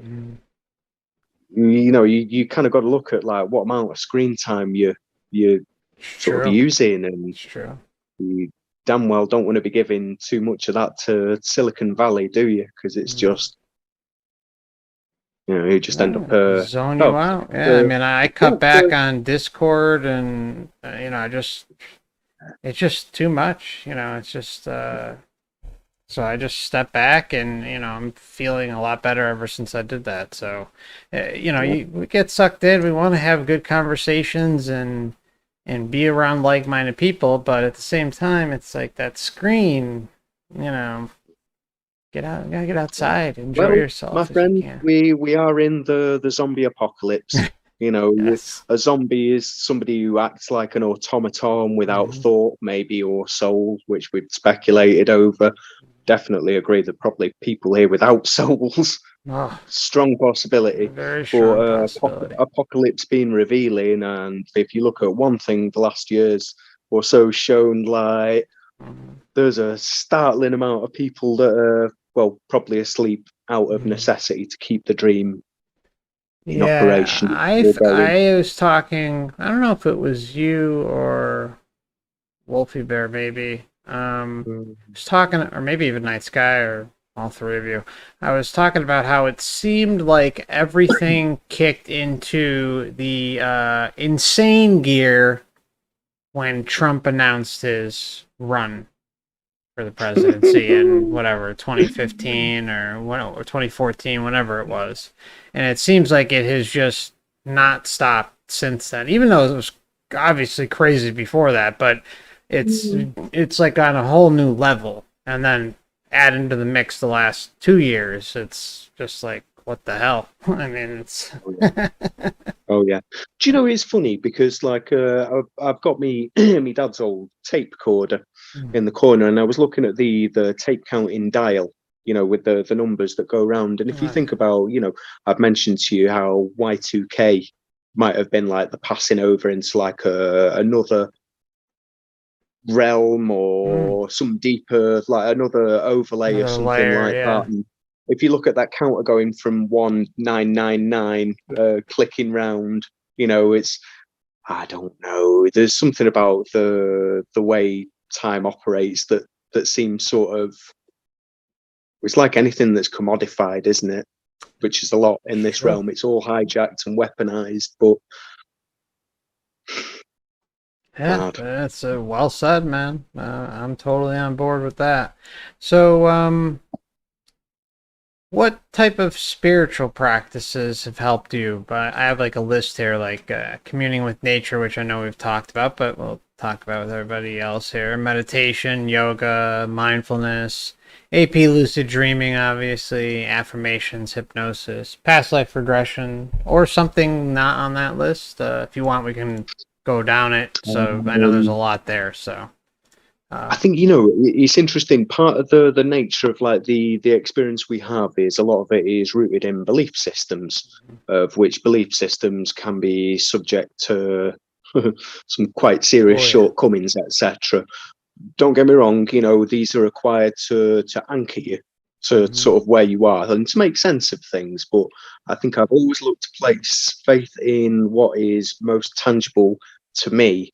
And I said earlier that, the odds are that I'm not even real, but it's the closest thing that I can gauge to what is real. So that's kind of been, I think, the basis from which I've explored. There's never been any religious sort of inclinations really. It's sort of contrary to sort of the background that I grew up in, but there's always been like a deep sort of tolerance and respect and understanding for other people, no matter what their beliefs are. As people can be whatever they want, does not bother me.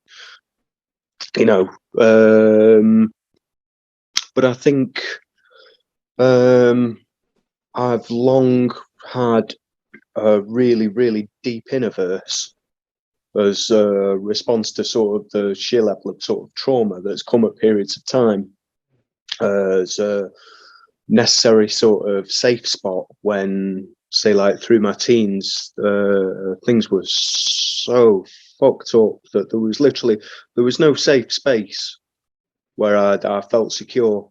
So I developed an even deeper sort of inner world. That's I kind of zone out into my own like little trance state, which I think is where I do like a lot of my deep sort of conceptual thinking. I spend a lot of time absorbed in deep thought that is beyond words, conceptual, sometimes geometric, uh, theoretical. Um, there's more of me elsewhere than there is here. I'm Absolutely. certain of it. Absolutely certain of it. Absolutely. I've always been absorbed with something bigger, and I think beyond this, which I've no AP sort of experience that I can relay with, like magnificent tales of this or that or this. But other than the basic stages and this feeling of detachment from body and energy body state from like Monroe Institute exercises, which that was fascinating because that was literally like a battering ram through to that the hemisync, the synchronization of both lobes of the brain, which is fascinating. I found that document so intriguing that came with it, but I had suspicions, obviously, due to its origin. And there was another video I'd come across which suggested certain higher focuses are almost akin to what I was saying about possession, about sort of viewing an experience through somebody's eyes. And that was particularly sort of, it appeared to describe, a state of being like heavily sedated. So if you think of what percentage of people routinely abuse substances, that's quite alarming. And I think it probably, Twin Peaks as well, you look at the nature of like the owls are not what they are, not how they appear. Clearly, I don't think I'm at a stage where I think I can refute the fact that I think, we live in a realm of either shapeshifters or, like I said, if the curtain of reality dropped, a lot of things would look very different to what we think they do, or they may have multiple aspects. So I think a lot of my experience is probably based either in like a deep trance state in which you feel like you're connecting with something beyond space and time. Spent a lot of time sort of feeling very depersonalized, very derealized, questioning the fluid nature of what all this is. In terms of lucidity, boy, in terms of this breakthrough last sort of year or so, it just steps out at you. It's like having had cataracts and laser eye surgery to just a different sort of a wider band of sort of perception. Yeah, the reality reveals itself. Everything starts to open up, and it's wild. Oh yeah. I mean, I'm very much sort of intrigued in sort of pattern recognition, very, very abstract of thought. I've always been that way. From a young age, I remember being sat in front of the TV. I wasn't so much into like Monty Python, but what I really got off on and like used to buzz off was Terry Gilliam's animations and just this abstract world, and that really shaped sort of how the realm of possibility and stretching, bending the possibility of thought. So I think I've been deep down the rabbit hole from sort of quite a young age, but the more lucid you are, there's all sorts that sort of steps out at you that you're just so much more conscious of. And gratitude it's not always easy to feel when you recognize where you are, but is something I've had some really intriguing results with. I don't need much. I think I have that much going on in my head that I don't need a lot of stuff around me to entertain me. Like I could make do without a TV. The cat provides me enough entertainment anyhow because she's just hilarious. But I've such an active mind. Just switching it off is often the problem. So I spend a lot of time in sort of deep thought, just processing things really, really deeply. Yeah, I hear you, bro. Yeah, the especially like the Monroe Institute files are great. They were, when I found them years back, they were a just the biggest game changer, life changer thing that dropped in my lap, and I'll forever be grateful, and I still use them to this day. It's just really it's an interesting incredible point with Monroe stuff and with pretty much everything in general. Do you seek it or does it seek you?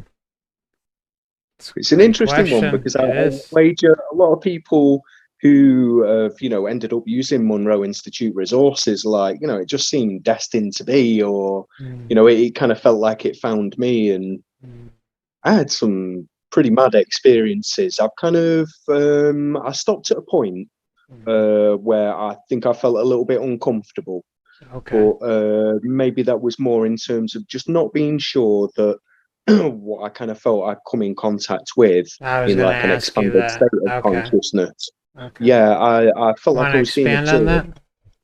Mm. Yeah, yeah. It was advanced focus 10 or Okay. free flow focus 10.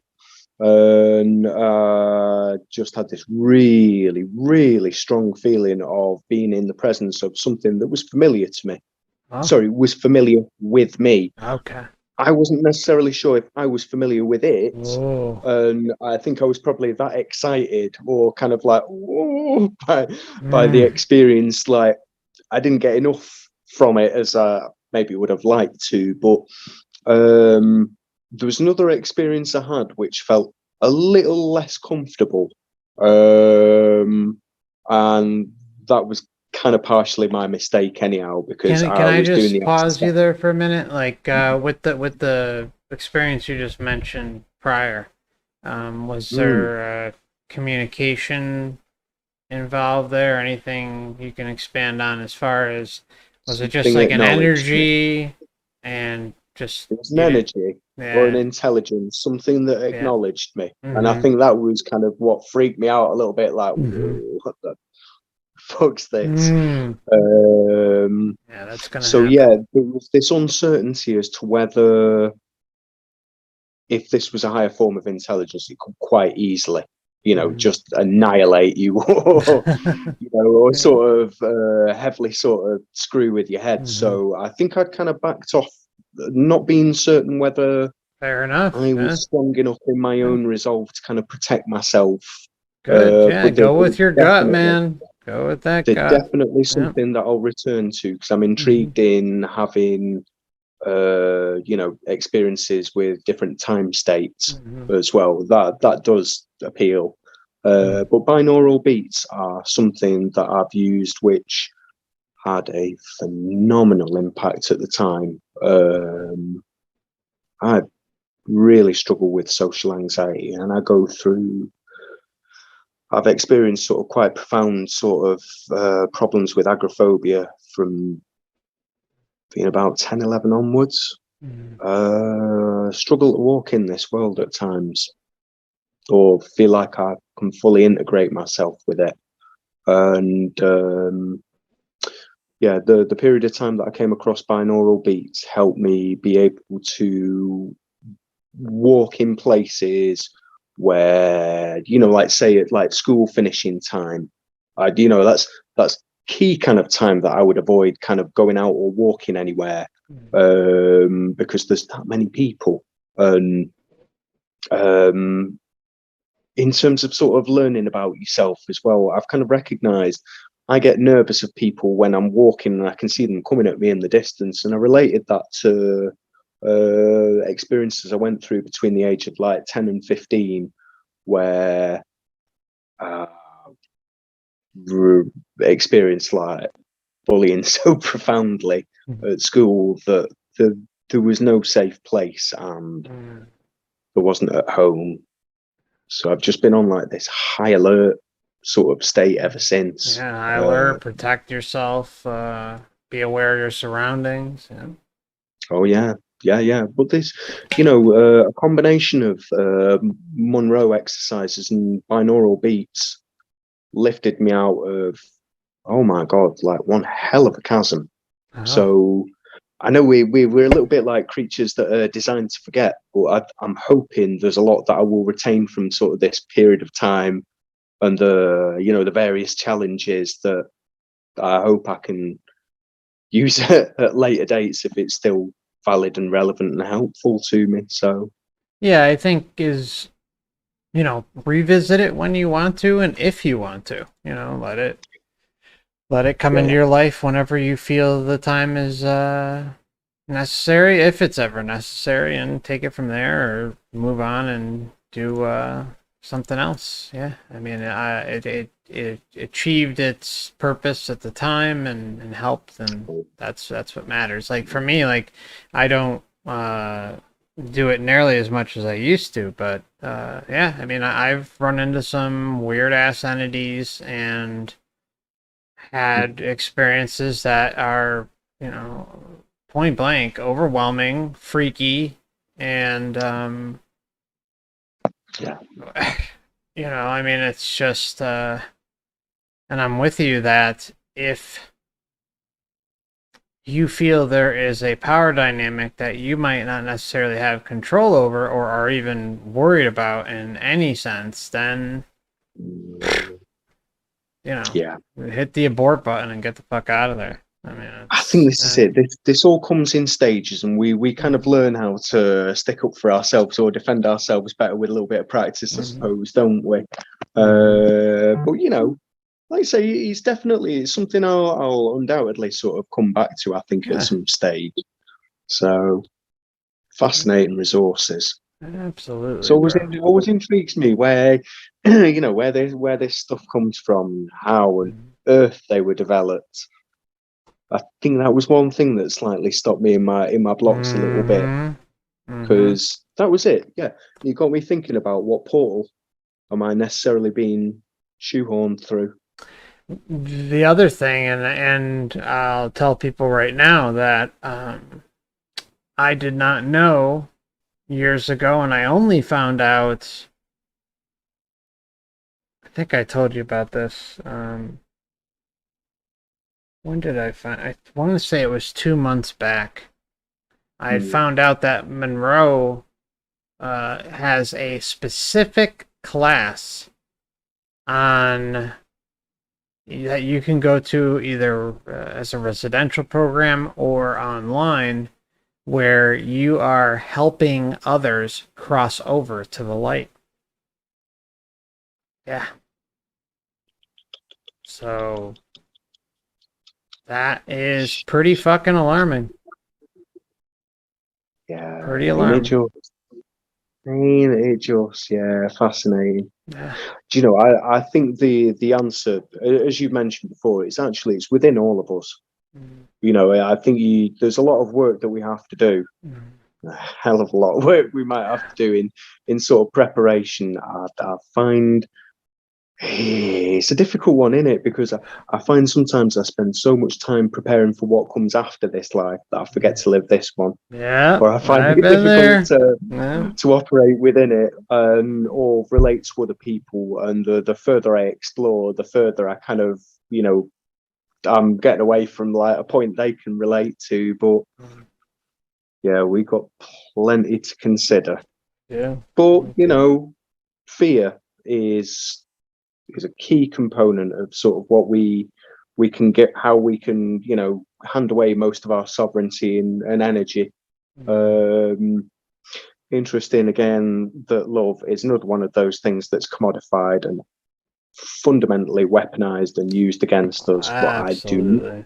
I do not have that lesson to learn. I have loved from the moment I arrived here, and I would hope anybody that don't really give a toss. You know what I mean? People can take you out, they find you. I think I'm kind of learning this over time. Like provided your core directives are right, you still can't afford to get too caught up in what people think of you. No. Because you're merging with like egregores or other people's thoughts, etc. But yeah, I just try not to go out my way to hurt people or persuade people or replace people's thoughts with my dogma because I have no right. Yeah. Do you know, I actually think to a degree it's interesting because once you are awake, there are levels of awakening that we can help people with. But in terms of waking up the asleep, Nearly impossible. I'm not even sure we have the right to. I think you Mm. have more chance of convincing somebody to like your favorite musician. I have more chance of converting people to like Towns Van Zandt than I do of waking up like the average sort of, hate to use this word, but normie for choice of a better word. Sure. So Yeah, it's an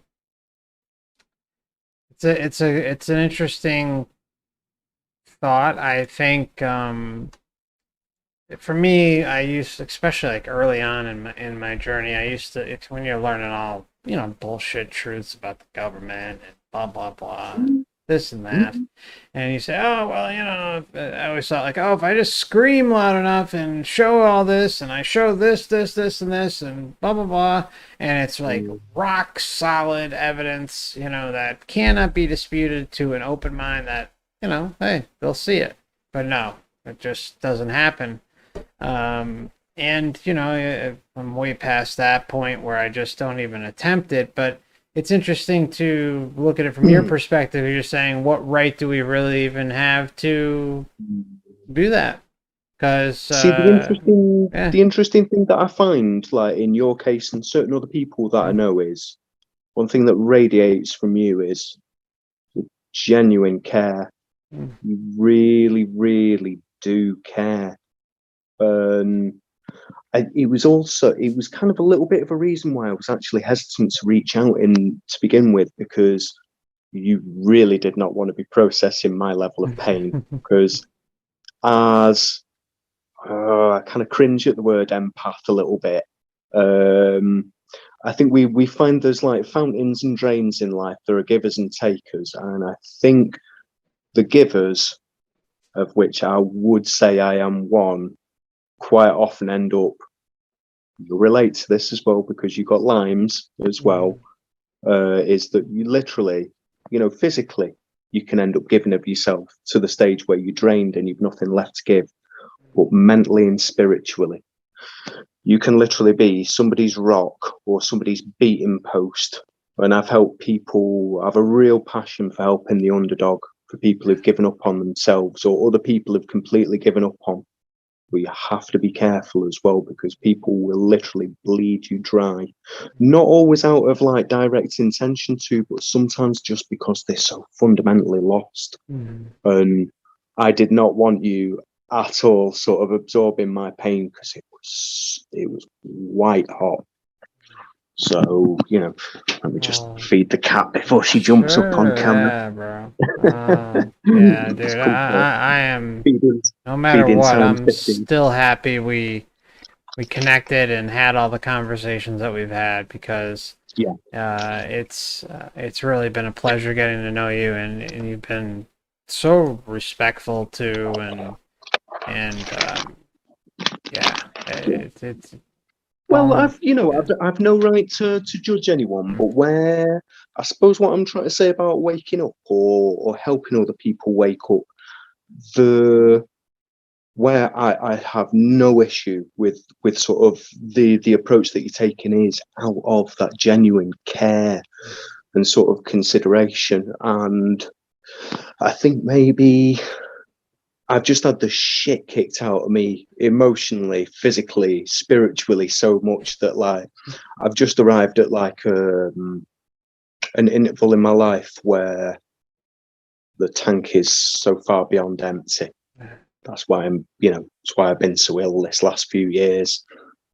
So, if you have that energy to give and you're part of a community, I've seen it in your comments, and I can tell people genuinely mean it, that, as I've said to you, you've been a big part of my awakening over this last year. And I respected you right from the get-go, because you were really open and honest about like the mental health effects of waking up. And I'd left this big long comment about like, oh man, things were bad then. They really were. Varying degrees of bad, because when I look at the thumbnail you initially had up, that was from a horrific time in my life where I just did not in any way, shape or form want to be here. I was that screwed up and so upset and so disappointed. I feel honored that I was able to help you in some form, and again that we connected, and anyone else who does that.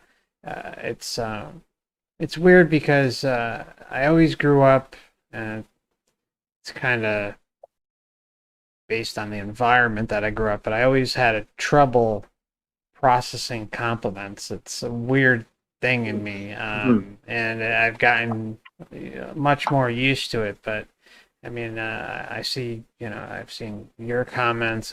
We've talked many times, and everyone out there too. It's I always thank you for all the kind things you all Yeah. say. The confusion is where it doesn't resonate with your self-image. That's what's so hard to process. And it's interesting because I mean that again makes you think of the nature of identity and what and who we are. And the majority of what we are and who we think we are is actually constituted of what we think other people think about us. And this kind of falling in rank with like what you think you should be doing. And like I feel like I literally lost all purpose.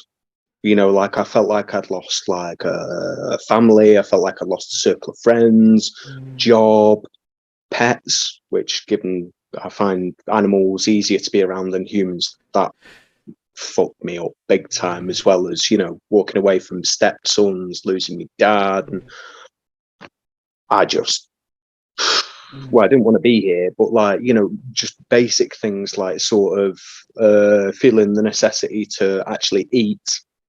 I just gave up on sort of everything. So, you can take sort of such a pasting that I don't know, you wonder how we managed to be here still. I just, I seriously think all of us are fucking warriors here who can go through this shit and come out on the other end,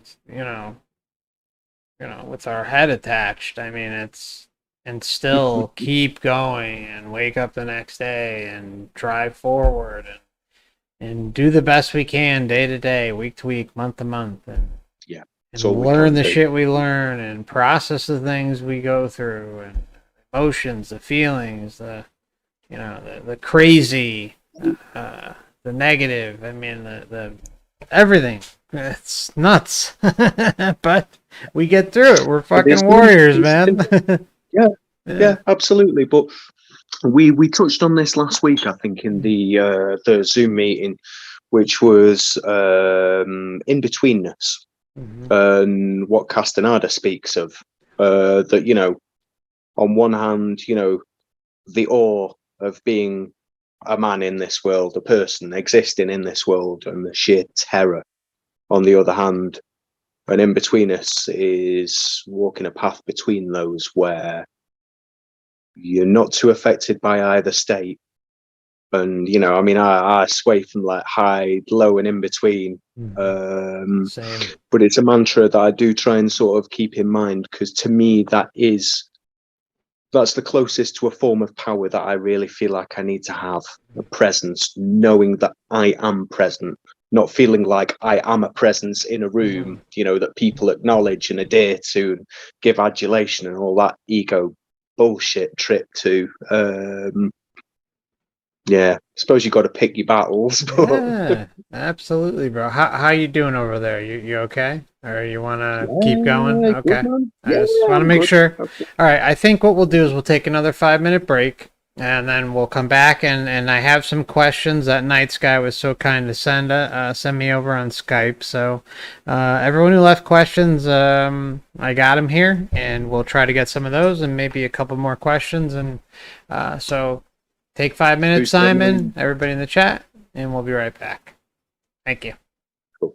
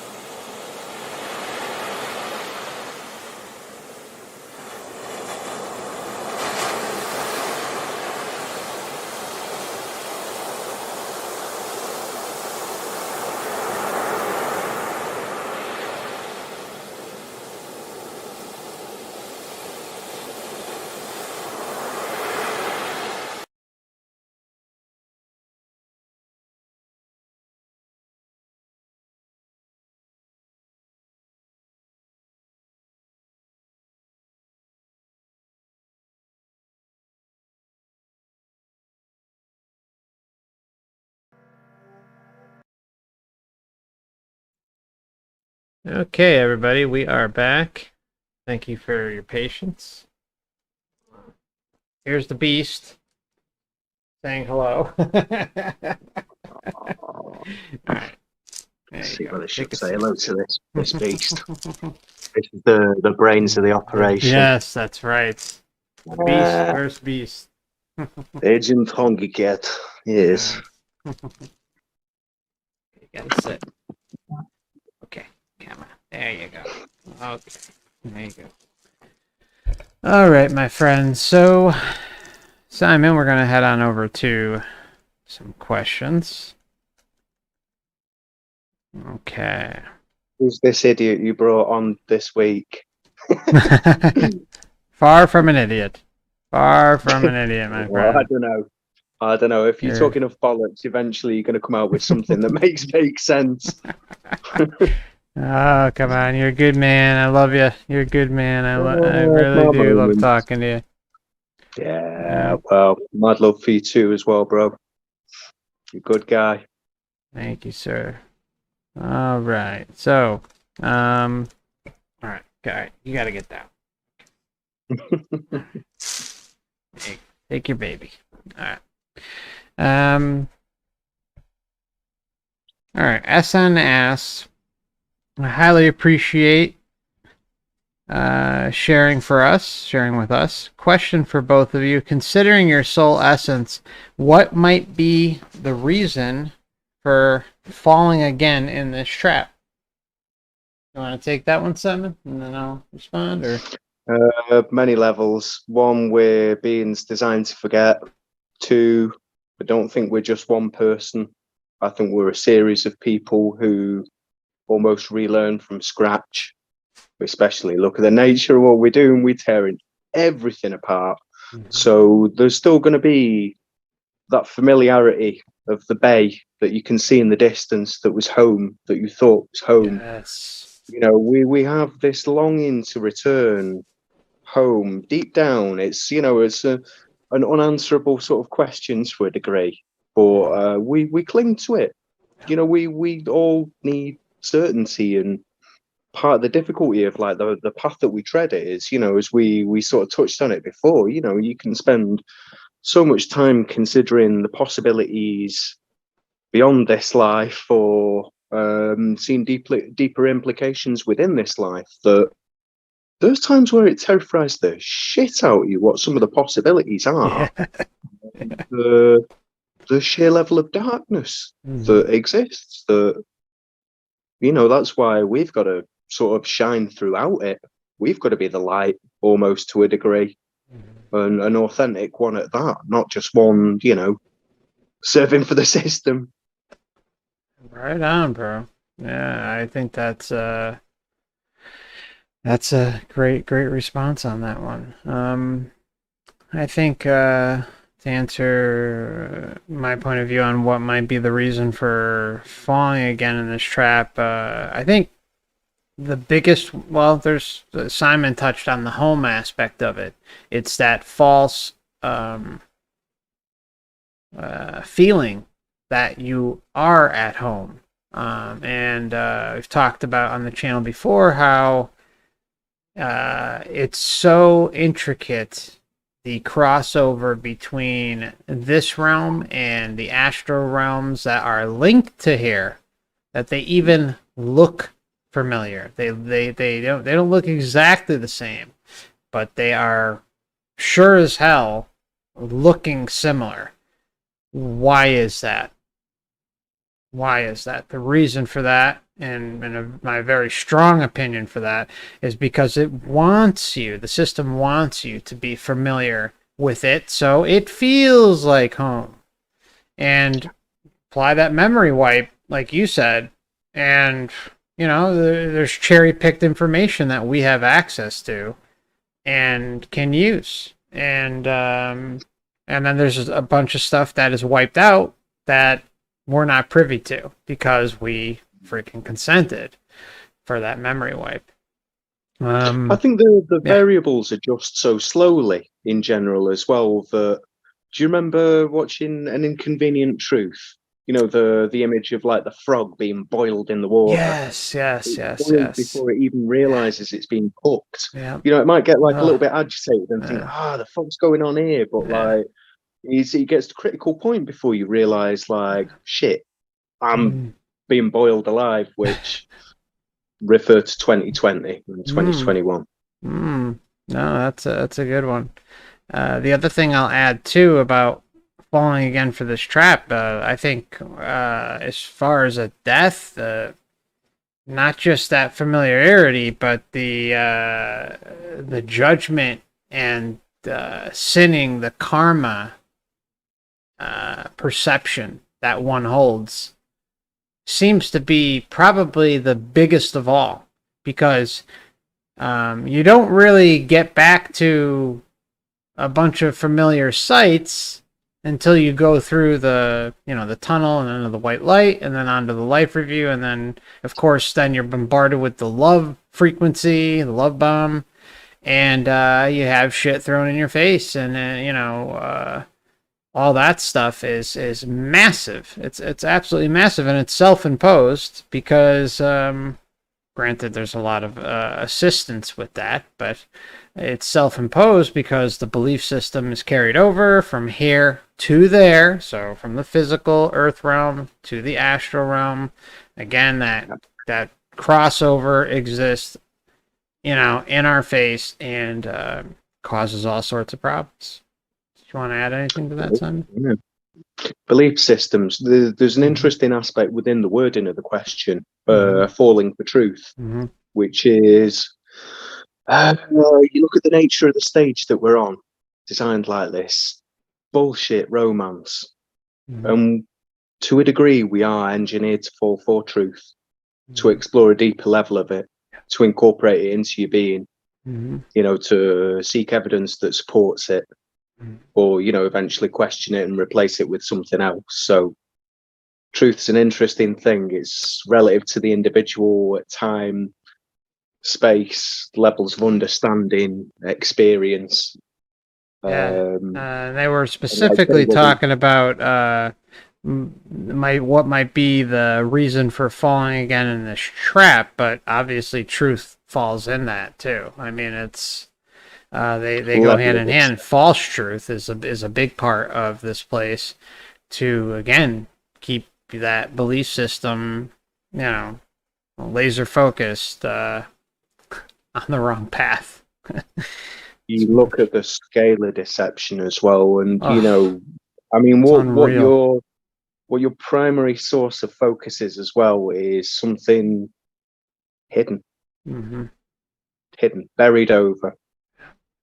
There's, unfortunately, to a degree, it's part of what makes me, see you as authentic. Not that I'm saying everybody whose channel takes off isn't authentic, but there's a level at which handlers surely sort of step into a degree. Levels of deception. And then you have just the, how do you put it, the when I kind of started, when I was starting to do streams and thinking about the channel, kind of like you were saying about not doing comments and things like that, I considered that because I didn't want to create an echo chamber of and that type of thing. But I said, what the hell? And I mean, but I've learned so much off the chat and off the comments. It's not even funny. And I think it's, people know that everything here is directed in sovereignty, doing your own research, liberation. And, if you pick an agenda out of that and that's the agenda, then sure. Okay. I'm guilty, but, I think I think even if you'll challenge a point, it's in reference to sovereignty, and just reminding people, look, I fell into circular logic many times, probably a few months after sort of subscribing to your channel, where you start to doubt, like, is there an escape? You know, Mm-hmm. well, what lies beyond that? You know, might we need to merge with some sort of egregore or something, you know, Yeah. along those lines? Um, and like I say, is, you know, there's sort of two modalities really. I know, like we've spoken of how heavily weaponized love is, but if Mm-hmm. it's your authentic own love, it's different to a degree. Mm-hmm.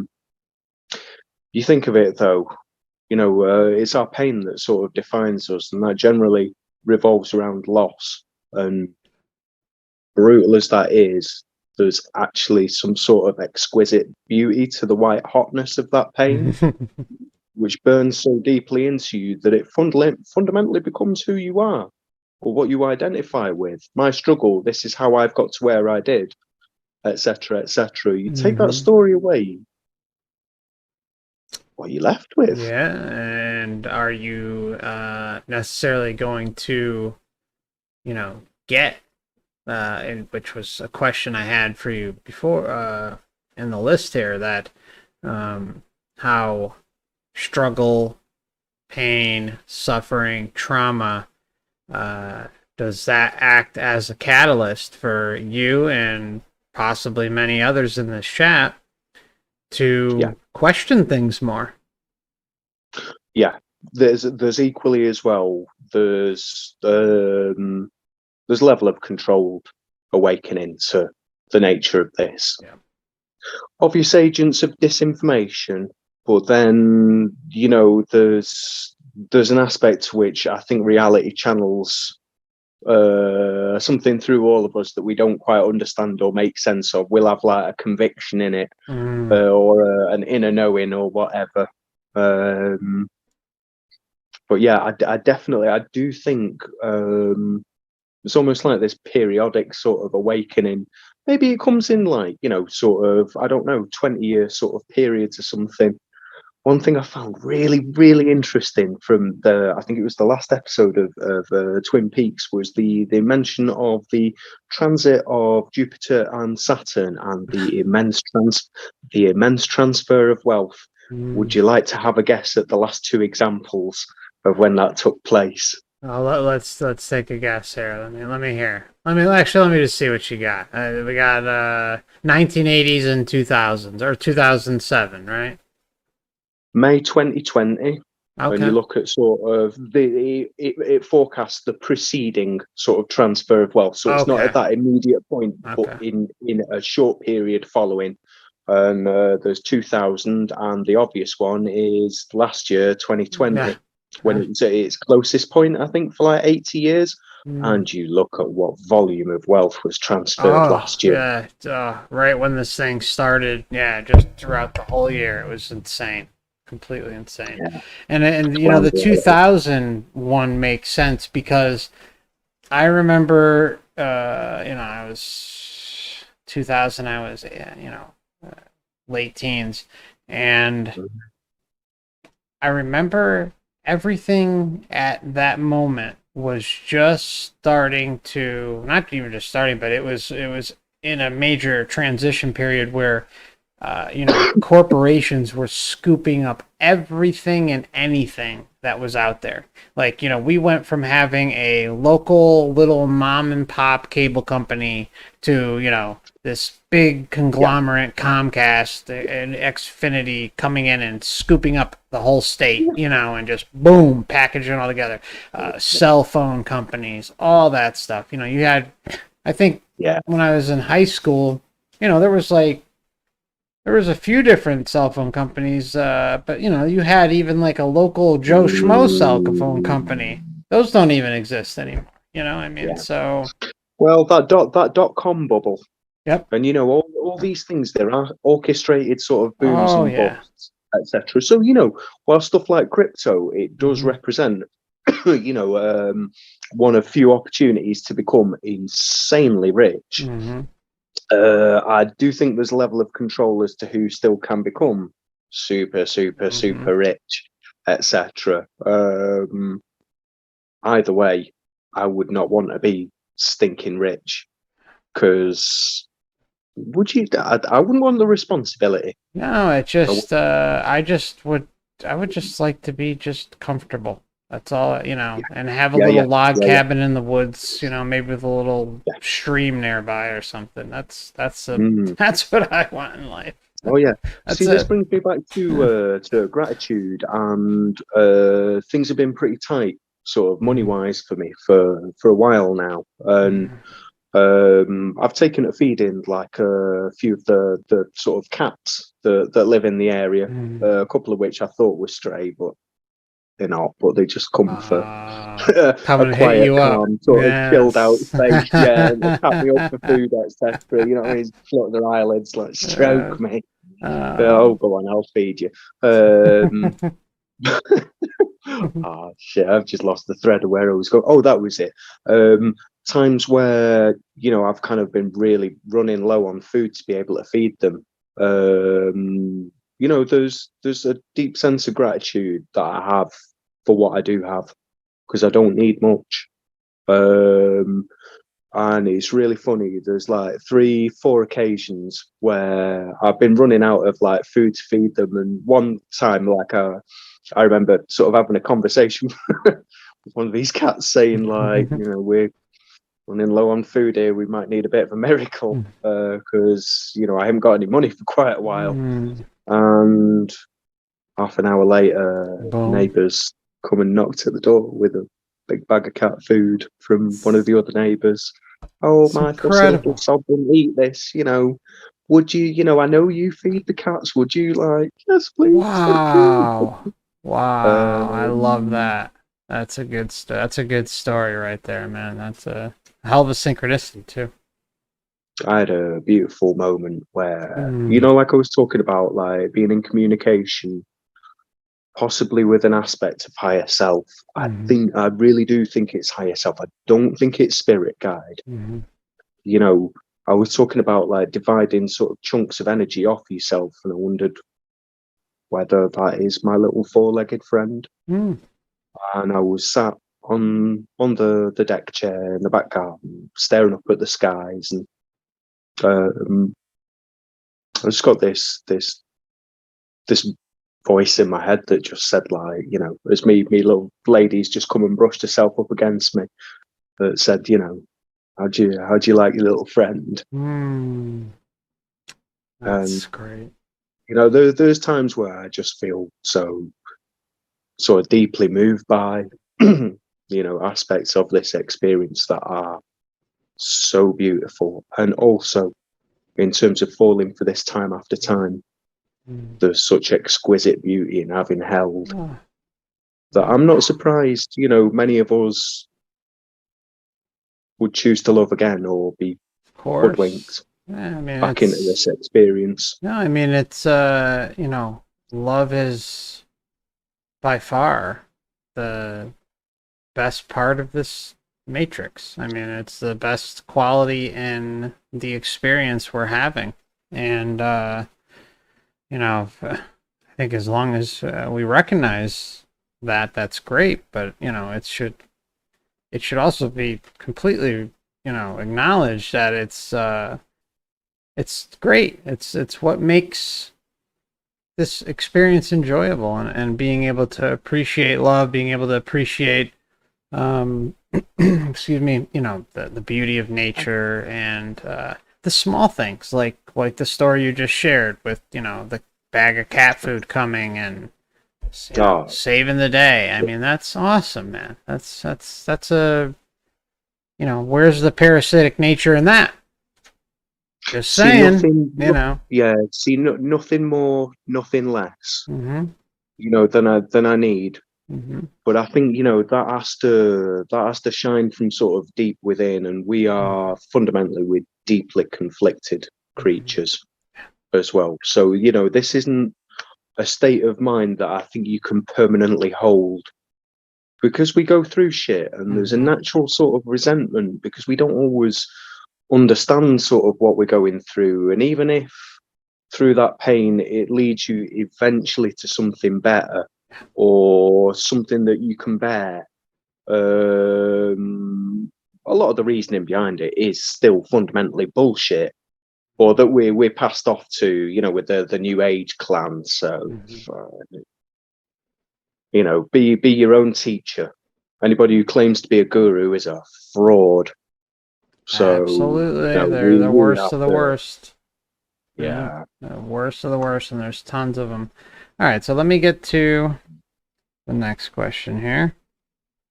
Okay, Forrest J. Burns asks, question for Simon.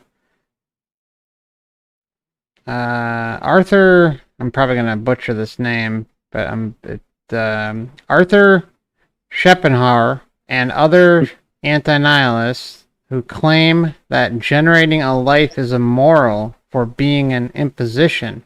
Are they on to something? Potentially.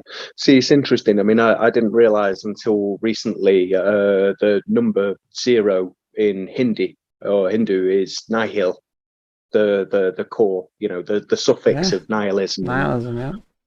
oh boy, I have struggled so fundamentally to find purpose for large chunks of this existence and drowned in nihilism to the extent where you eventually realize there's no point to any of the bullshit that they tell you or Yes, fixating yourself yes. over the experience you're told to have. Define your own as to sort of creating a light makes me think on a number of levels. You know, light can be a form of energy sort of given from one being to another. We can seed false hope in people. We can also replace their dogma egoically with our own. And you could fall into the ego trap of taking like kudos out of that, which you know, you think of a lot of these content providers nowadays. Like, look at like you can tell like there's a percentage of them that just get off on hearing their own voice or receiving the fanboy adulation. So I don't think we can sell people false hope. But you know, it's another means of looking at the light or false escape. Um, if you think of what you were talking about, that Monroe course about guiding people into the light, Oh, we can be, you know, subliminally guided to do the system's bidding in that yep. sense. So I don't think it's something, you know, you've got to look back on if you've, you know, you've been in a situation where you've been encouraged to do that and think, oh my God, I'm going to burn in hell and all this shit, because that doesn't exist. You know, that's the state of horror to this place. You know, the purgatorial sort of element to it doesn't exist beyond here unless you have a belief system that would potentially Yep. condemn you or you guilt trip yourself. Mm-hmm. See, I won't have that shit because I'm not going to feel guilty now over being thrown into such a tortured existence of karmic guilt that I could have no means of understanding to then spend a lifetime trying to undo that whilst fucking up other people's heads life in this realm because I'm so confused about what's come before and what's coming now. So Yeah. nonsense, isn't it? Yeah, well said on that one, man. And yeah, I mean, the one thing I'll just add on to the question for us is generating a life is immoral, but being an imposition. Are they onto something? It's, I mean, in today's world, it costs a lot to have a child. It costs a lot, you know, we're to the point where, you know, it's not like I was talking with some family not that long ago how there was a period, at least in the United States, where, and I was kind of at the very, very tail end of this period, where you could theoretically graduate high school and go out and get a 40-hour work week job with health benefits, with a decent vacation package, and make it and do okay. And theoretically have one of, you know, the husband or the wife at home helping take care of the child. Or maybe do, you know, a full-time and a part-time job and something along those lines. You know, and before that there was a period where that was just the way it was. And people were able to afford to have one person in the house working, and to be able to sort not just one kid, but multiple kids. Now we're talking about people getting paid shit and also working more hours. So you go from working maybe a 40-hour work week to working a 60-hour work week, split between two jobs, and you still don't have health benefits. You might not even have vacation time or sick days. Yeah. And two parents have to work. I mean, that's just batshit. And then you have a kid on top of it. And I mean, where are you going to have time for your own life? And I'll say that bringing life into this world, like, whatever anyone does, they I understand. But as far as, for the parents out there, don't feel guilty if you brought in a child to this world, or if maybe even if you're pregnant, because the way I see it is it seems very clear that if you have a child or decide not to have a child, that child's going to be born somewhere else. It's the spirit's desire within the system to come here. It is going to come here. It doesn't matter how it happens. It's going to happen at some point. And it might not, there might be a little delay period until it's inserted into your soul family or script or however it's working out, but it will come. So, there's nobody should feel guilty for having a kid. Would I suggest it? No, I just, no, but it's, as far as the after effects, no, don't feel guilty. No, absolutely not. I have some thoughts on generational trauma, sort of in relation to my dad's side of the family. Sure. My dad's mum was born in a region, a small village called Trox in Poland, which is not too far away from Auschwitz. Be careful with this one, buddy. Yeah, no, as a teenager, she obviously witnessed the occupation of Poland and, the horrors that sort of came. She witnessed such brutality. She was, as with many of that generation, just deeply ingrained, indelible marks on the soul.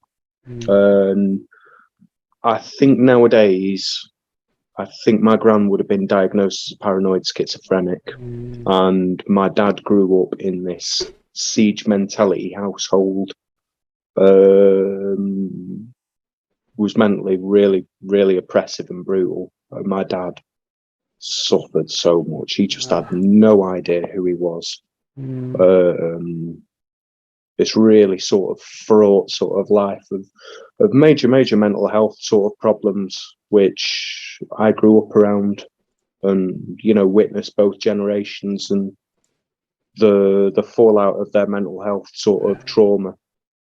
On top of sort of trying to make sense of my own sort of existence and experiences as well. And I really do think that, what happened in the late 1930s to mid 1940s was one hell of a sort of re-engineering and mobilization of transient sort of populations, and the generational fallout of trauma felt by massive, essentially millions of people. You look at, we are an experiment. We are literally culture. If you think of the word culture, a culture is something that's grown in a petri dish on agar. So we're like colonies of bacteria that are literally grown and shaped to sort of certain conditions. What a world. Yeah, no thanks for coming back. No, fuck no. Not to mention going down transhumanist alley. Hell no. Okay. Well, eugenics really it's taken place across many forms, whether that's transient populations or biologically, spiritually, physically, sort of whatever. I mean, just the soldiers that were involved. I mean, everything from start to finish. I mean, manipulated agendas. Yeah. All right. Nice stories. Let's see what we got here. Okay, I think I saw. Okay, Forrest says, understood, FC and Simon. I'm glad you guys took it mostly technically. My question didn't come from an emotional place, just an academic approach. It's appreciated. So there you go. That's very nice. Okay. Jimmy, good to see you, brother. Jimmy Spirit. Yo. Tell us about a manifestation dematerialization you saw occurring. It's interesting, FC. I mean, I've seen it a lot. I mean, almost, I'm not going to lie, almost weekly I see it. But I've had, it's, close ones, but a lot of times it's in the sky. Or it could be really far up. Like there are, and this is going to sound crazy, and this is something that I really have gone out of my way not to talk about because it's just a lot of people hear it and they'll just think it's fucking batshit insane. But and I will look in the sky. Now, I just to give you some reference, I used to do orb summoning, and during the daytime and nighttime, orb and just general anomaly summoning, just putting my intention out there and being able to bring something, not knowing exactly what would occur, but something into my reality, and it worked. Okay, and I learned it from somebody else whose name will not be mentioned because he's a agent. But anyways, point is I learned it and it works, and it's just it's a way for us to interact with this reality. If you put your intention to something outside, or even in your room or in your house, I don't really suggest that because I don't bring this type of shit into my house. I try to avoid that. Although I have done some orb something. It's orbs are pretty much harmless. Anomalies are harmless pretty much. But some people, if they go down a certain way and get affected by it mentally, I just wouldn't suggest doing it inside your home. That's what I'm going to say. So outside, I would have orbs and just random weird anomalies that really can't even be described. Sometimes they look almost like plasma type creatures, holographic entities that can change their shape, shape-shifting forms, and even weird things like balloons, okay? Things that will look like a goddamn mylar balloon and just appear out of nowhere, okay? Or birds that appear out of nowhere, or huge flocks of birds that appear out of nowhere, and they do not flap their wings. They're constantly soaring. They will soar for miles, okay? And do all sorts of weird things, like they'll go up and down, or just do weird, like they'll be crossing one another constantly, and if you're looking, it looks like these damn things should be hitting each other. There's like a flock of them, and they're really close to each other. They're not, and they're going in circles and all sorts of weird shit, okay? Now, I see the bird thing on a weekly basis, not necessarily daily, but weekly, and just flock-wise, I guess I should say, I see weekly, but I see just maybe 3, 4, 5 birds that will appear in this reality and materialize and dematerialize in this reality almost every day I step out. But the ones that really catch my eye are the ones that come in these weird big flocks, and I have some of them on the channel from a long time ago, but these are just things I don't really talk about much because they take away from the other work that I do, and I don't want someone to come here and just say, oh, well, that's some crazy shit, even though I talk about a lot of crazy shit. But it's it's just too much for some people. So that's kind of one thing. But another, there was this time where I would set my chair out in my front yard and I was doing anomaly summoning, just whatever the hell it would be. And for a week, I was setting this chair out and staring at a lamppost not even 5 feet in front of me at the very tip of the lamppost. And I would zone my intention on that and say, I want an anomaly to come and swing past and hit the tip of that lamppost. And it happened. I mean, it happened. It came from across the street and flew over and went onto the tip of the lamppost and then went up and over my garage to the backyard. I have actually some of it on film. I've never put it on the channel, but I do have video of it. And all sorts of just, I mean, it's, so things come in and out of this reality all the time, which, you know, when we were talking about the NPC thing, I mean, that could very well be happening, that there's just this background filler around us. I mean, our experience is being rendered around us all the time. I mean, who is to say what the hell is real and what is real, what is real, you know, but what is a real solar spirit, what is not? What do you think, Simon? Yeah, well, it's difficult, isn't it? Because there's there's no one set to sort of definition that you're going to get people universally to agree on. Even then, observation sort of changes or shapes reality. So my belief is that it is sort of largely subjective to the individual, but maybe there's some sort of base reality that we all experience a variation of, but with like a concentric overlap.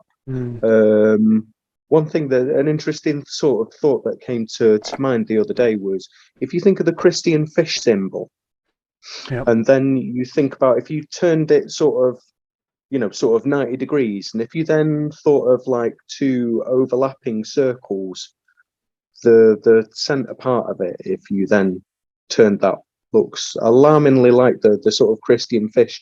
So it almost makes me think, it might be something to do with like the elliptical sort of overlapping sort of nature of reality. Interesting. We might be experiencing aspects sort of tailored to the individual, really. I think that can happen a lot. Yeah, I mean, I think that's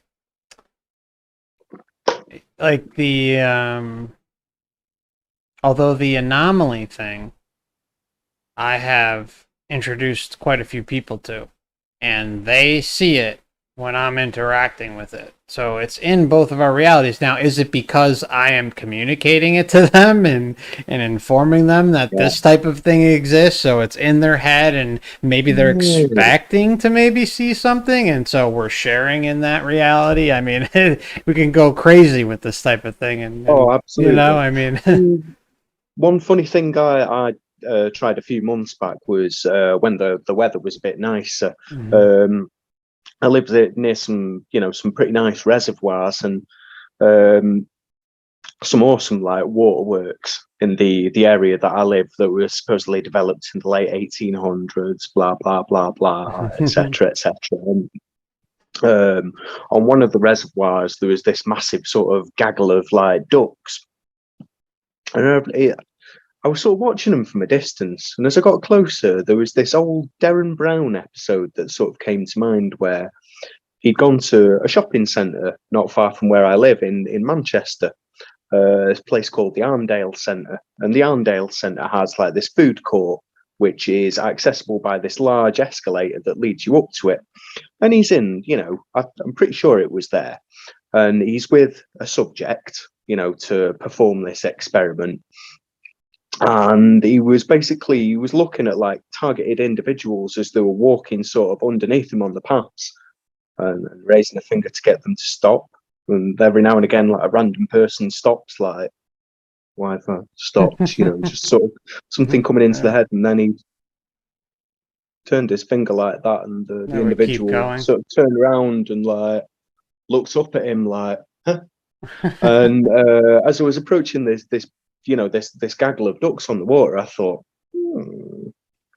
Hmm. and watched them all start to sort of turn around towards Ah, me, and I thought, there you the fuck? go. There you go. Yeah.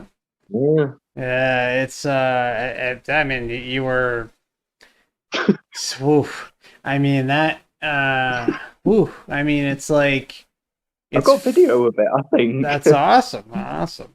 Yeah. Put that on your channel if you want. Yeah, man. Yeah, yeah. Um How to persuade, how to influence ducks and win over people. yeah, yeah. I mean, No water lottery tickets divination or anything. is really a fun thing to play with too. I mean, Yeah. we can definitely mess with water in some interesting ways. Oh, And yeah. I highly recommend everyone try it just for fun. It just shows you just a little sneak peek of things that we have powers to do that have been, Oh, yeah. basically shit on and not told to us, and we can do it. I mean, Yeah. you can even do it in, like get a bowl of water.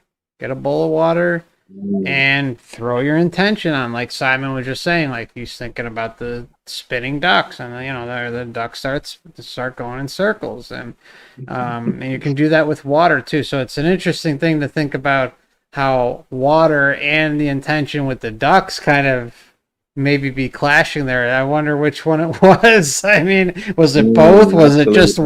one? Was it just the ducks, or was it the Absolutely. water and the ducks? It's probably an Archon stood behind me actually doing that, and I'm sat there like, yeah, I got his magic powers and stuff, and nah, you ain't got shit. But nah, Oh.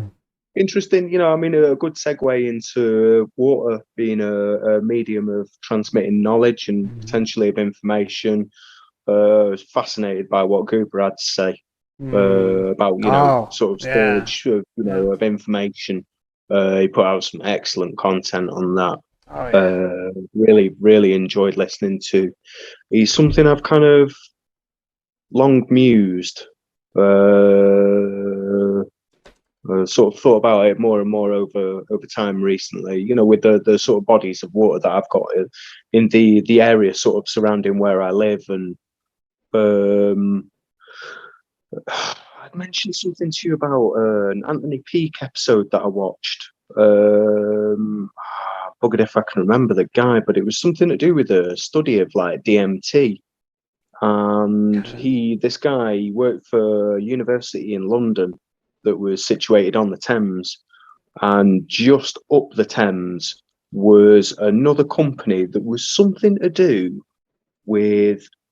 It's like a UK equivalent of like Contact in the Desert. Excuse me. Um, there was something to do with DMT research, which the person who founded this convention or had something to do with it was also linked with like DMT research, and two separate research bodies joined Was to the same it body of work. Rich Strassman, or was it, I'm does that not sound sure. I'll have familiar? to look. Okay. Yeah, I'll have to. I don't think so. I'll have to look back through it. I'm on my phone doing Yeah, this, no big so deal. yeah, I was just I'll have a look curious. back at Yeah. it another time. But Eh. it was really interesting because Tony Peake was. We've spoken about him before. Some fascinating Oh, theories on yeah, time, yeah, yeah. etc. I got a bunch of his Um, books. Mhm. yeah, Mm. yeah.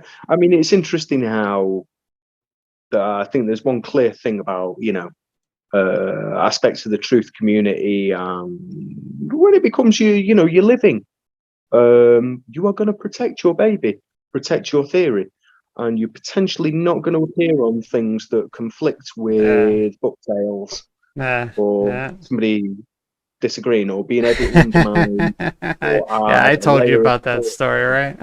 Oh, you sure did. You sure did. But this is it, though. I mean, one thing I was thinking about, like YouTube comments, was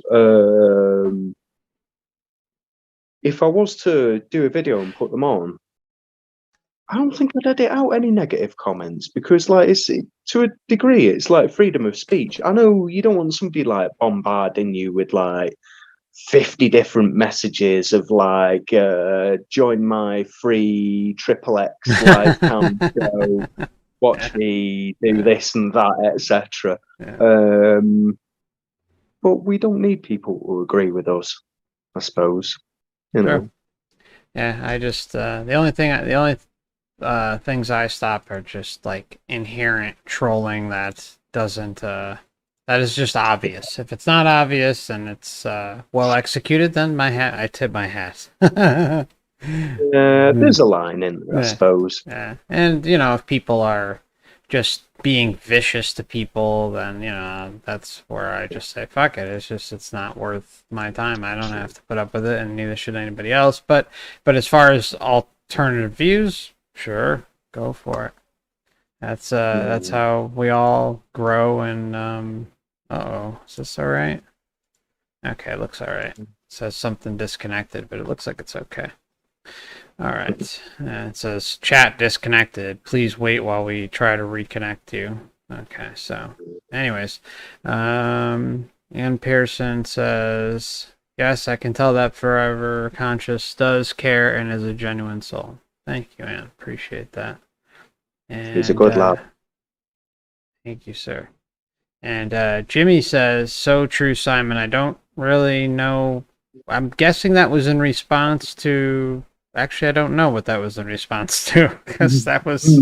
I just chat random shit. That was a while back. Forrest Burn says, great stream. Yes, thank you, Simon, for joining and sharing your story, buddy. Simon has made this a great stream. So, let's see. Question from Night Sky. Tell people Sorry? you've got low standards. You can always tell people you've got low standards. They're never disappointed. Stop it. Okay, Night Sky says, a question from Night Sky. Love you guys. What's she doing up at this time? Huh? What was that? What's she doing up at this time? She said she wouldn't miss it. So yeah, so she's been kind enough to. That's what I said. I was like, if you're too tired, go to sleep. And I asked her if she could help me get some of the questions in Skype, so I don't have to scroll through all the chat so much. She's been a sweetheart tonight. Yeah. Thank you. So Night Sky's question is, love you guys, great chat. It's been really interesting. What are your views on the way that spirituality and awakening are sold to us in the mainstream compared to your personal experience? After you, Simon, I could rant forever on that one. Yep. Self-taught, self-awoken.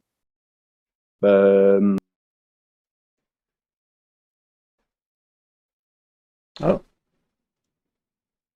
Looks like we got Simon as a mugshot here. Simon, if you can hear me, bro, you're frozen. The level of. I'm sorry, Simon. Can you repeat yourself? You froze. It says my internet is unstable. No, that's probably my mental health. Yeah, I just think it's interesting how through this psyop, of grandiose proportions, of which we've not really witnessed like a parallel to. I just find it reprehensible, the level of people that are looking to profit of selling tailor-made, box prepared, ready meal spiritual enlightenment. Wow, because if that's how it works, microwave ping, then it's just a load of bullshit. He discussed me the level to which people are vulgarly sort of profiting from it. Whereas you've got people like yourself who genuinely sort of do shitloads of research, really, really care. You're genuinely deserving of the donations and stuff that come your way. But you look at how much people pay to go to the Monroe Institute over in the UK. Fuck, man! Like that's a few months worth of rent. I know. Thinking about the week course. I mean, I'm lucky. I live in subsidised sort of accommodation, council accommodation. So what? A week stay at Monroe plus food, etc. You're probably looking about £1,500 pre all this pharmacological nonsense, etc. So that's probably 3-4 months worth of rent for me. Nah, I'll teach myself, thanks. Yeah, absolutely. I mean, honestly, their prices are absolutely appalling. And, I mean, they were doing this sick,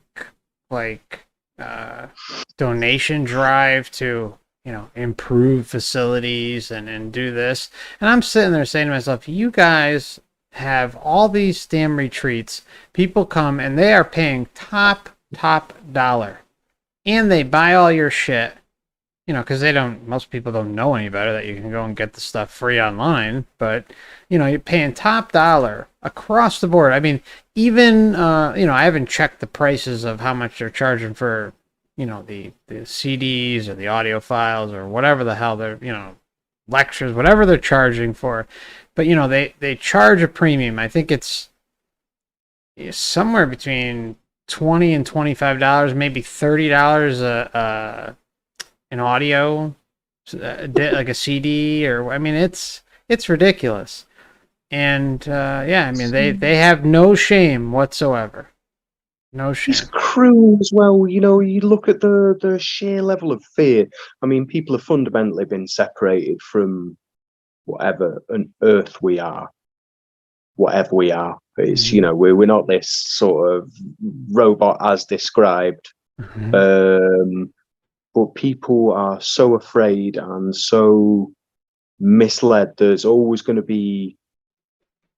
We live in a dark realm as well. So people are searching for light. People are searching for hope, for guidance, for anything to cling to. Anything. And it's no wonder that sovereignty is an independent thought, or the ability to critically sort of analyze things and think for yourself. I'm not surprised it's sort of pushed way out of view, but it's disgusting.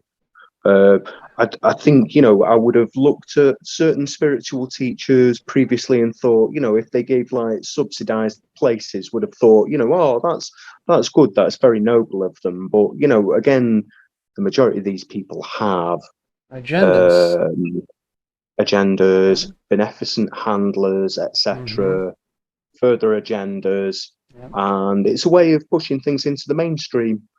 I question, well, I mean, I equally, on the other hand, I question large degrees of what's free, because everything that we can access is put there for a purpose. Yes. But on the flip side, say, I couldn't sleep at night if I was one of these arseholes charging that amount of money. No. But maybe if you descend down that path, maybe you can sleep at night, because you just obviously don't give a shit. Don't give a shit, yeah. Yeah, I mean, it's funny you mentioned, free or discounted,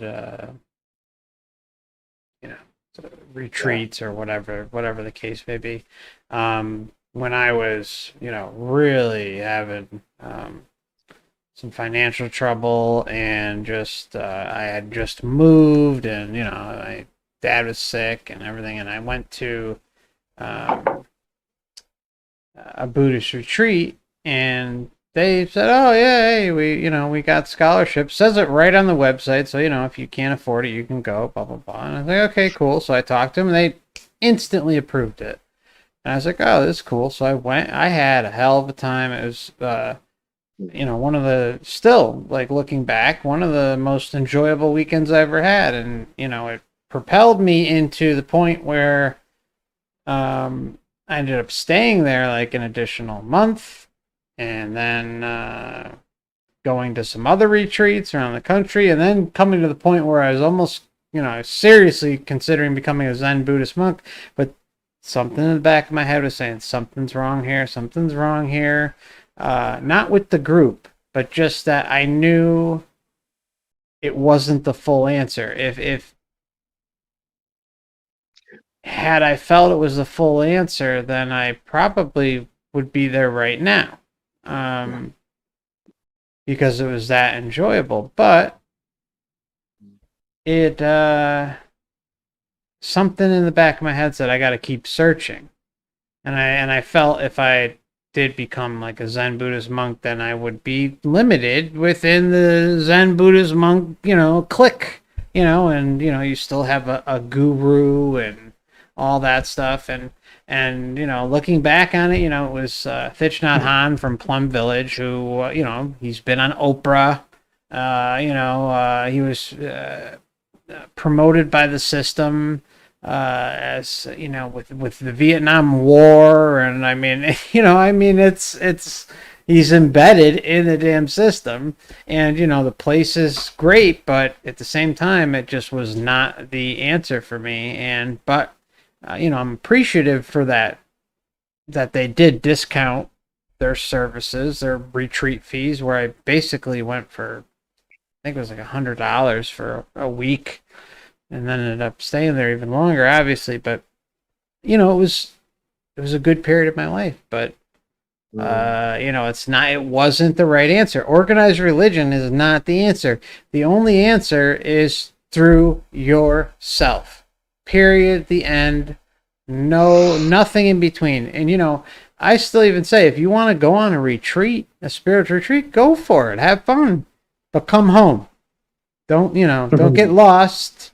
Don't get stuck in the guru mindset or anything that goes outside yourself, because sometimes we do need that, time to just get away from the house, throw everything away, and go out and have a more organized structure to center us. And it depends on where you are in your life. Sometimes something like that can be very helpful, but you always, always, always go into it saying, I'm coming in and I'm coming out when the damn thing ends, and that's it. And I'm not going to be joining and becoming a Zen Buddhist monk or whatever, a priest or any of that shit. The path is solo. That's it. That's the only way to make progress. I mean, real progress. That's my opinion. But yeah.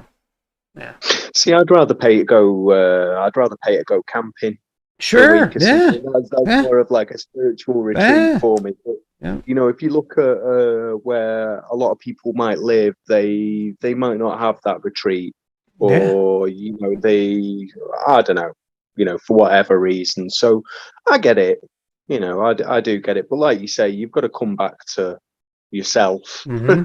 Yeah, and I think you're right with the camping. I mean, that's actually mostly what I have done since then. It's I pack up the truck and set up and camp for X amount of days and just disconnect from everything, and I feel great. I do my meditation practice, I do mindfulness and walking and hiking and just being just around nature 24 hours a day. It is absolutely one of the best healing modalities we have available to us. There's no doubt about it. So yeah, retreat or create your own retreat. Yeah, whatever works best for you. Yeah, I picked the lucky straw in terms of like birth location from where I've lived you all got my a life. beautiful area. Yeah. It's mesmerizing. It is, man. Absolutely. Okay, let's see. So thank you, Night Sky. Mainstream spirituality is just full of toxicity and designed to get you to lose yourself. I mean, just not a good answer. Okay, SN says it is interesting. Truth in ancient Greek means not to forget. Yeah, you know what? I ran across that. That is really, really great comment. Thank you, SN. I like that one a lot. Yeah, I like that. Okay, Forrest. Okay, all right. Yeah, I already read that one earlier. Forrest J. Burns says the guilt thing. There's no room for that. Great message. Yeah, no guilt. This is a fear, guilt, shame matrix that carries over into the Ash realm. None of that shit. No more. It's enough of that. One interesting thing I came across going back to Twin Peaks again was the theme of the Black Lodge and the White Lodge, and how Cooper, Cal MacLachlan character, who is one of the best characters I've ever seen. Oh, he's great. Plus his other agent mate, that Miguel Ferrer, and the character that David Lynch plays, Cole. They're fucking insanely funny. but there's with the tape recorder and it's just yeah, it's just absolutely brilliant. But there's White Lodge and the Black Lodge, and how Cooper acknowledges that he has to meet his shadow self, and if he duality doesn't do that with complete sort of without fear, then what's the word? It's not unabridged fear or unbridled fear, but something of that ilk. If he doesn't meet his shadow self without that, that sheer lack of fear, he'll be annihilated. Which is interesting considering where series 2's left off at. With him looking in his shadow self, I think it is looking back at himself in the mirror. That's sort of what comes back through the veil. Yeah, it's a great show. I haven't seen it in years, but yeah, it's so much there, so much there. Okay, Vince says, I think this is Vince. Oh wait, did I skip over one? Let's see. Oh, I think I did. Okay. SN says, how would you talk to your children about the situation of the soul trap? If talk about it at all, would you inform them, and at what age? What do you think, Simon? It's a difficult one because for me, based on my personal experience, I've struggled that much with my mental health. It has been the deciding factor as to why I've never had kids, despite the possibility with probably 2 or 3 partners. And there's a lonelier path I walk for not having had that experience. There are some magnificent parents that I know that, spend a lifetime preparing their kids for life in this world. And we can't give them every answer, because no matter what we think is truth or right is only the smallest part of the equation. I think intention has the largest part to do with however we prepare our kids for the world. And the fact that you care, and that you kind of ask the question says that you really, really care, and that, you just want your kids to be safe. I think all you can do is sort of encourage them, from sort of a young age to be able to independently think and not be afraid as well if they think something different to you. Because if you look at, like, this is how so many of the divides sort of between generations occur, because they're 2 different realities that people are looking at that are pulling in polar opposite directions culturally, because they've been shaped differently to repel each other. So some of it is, is finding ways to connect, maybe when things are difficult, or not being afraid to hear something that's different to your thought, or just, I don't know.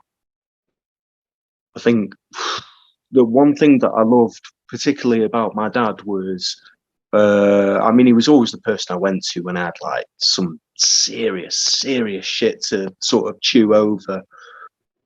And screwy as I feel at times, like I've mentioned with my mental health, he never made me feel insane for considering certain possibilities, because he understood where I was coming from, I suppose. Yeah. So all we can do is the best we can at any given moment. I think intention, what's in your heart. That was a great answer, Simon. I like that a lot. My opinion is, the one thing that I grew up with that always stuck with me, and it kind of piggybacks off what Simon said, is my dad always said to me, question everything. Don't just assume what you're being told is the truth or real or whatever. And that always stuck in the back of my head. You know what else stuck in the back of my head was, funny enough, the scientific method.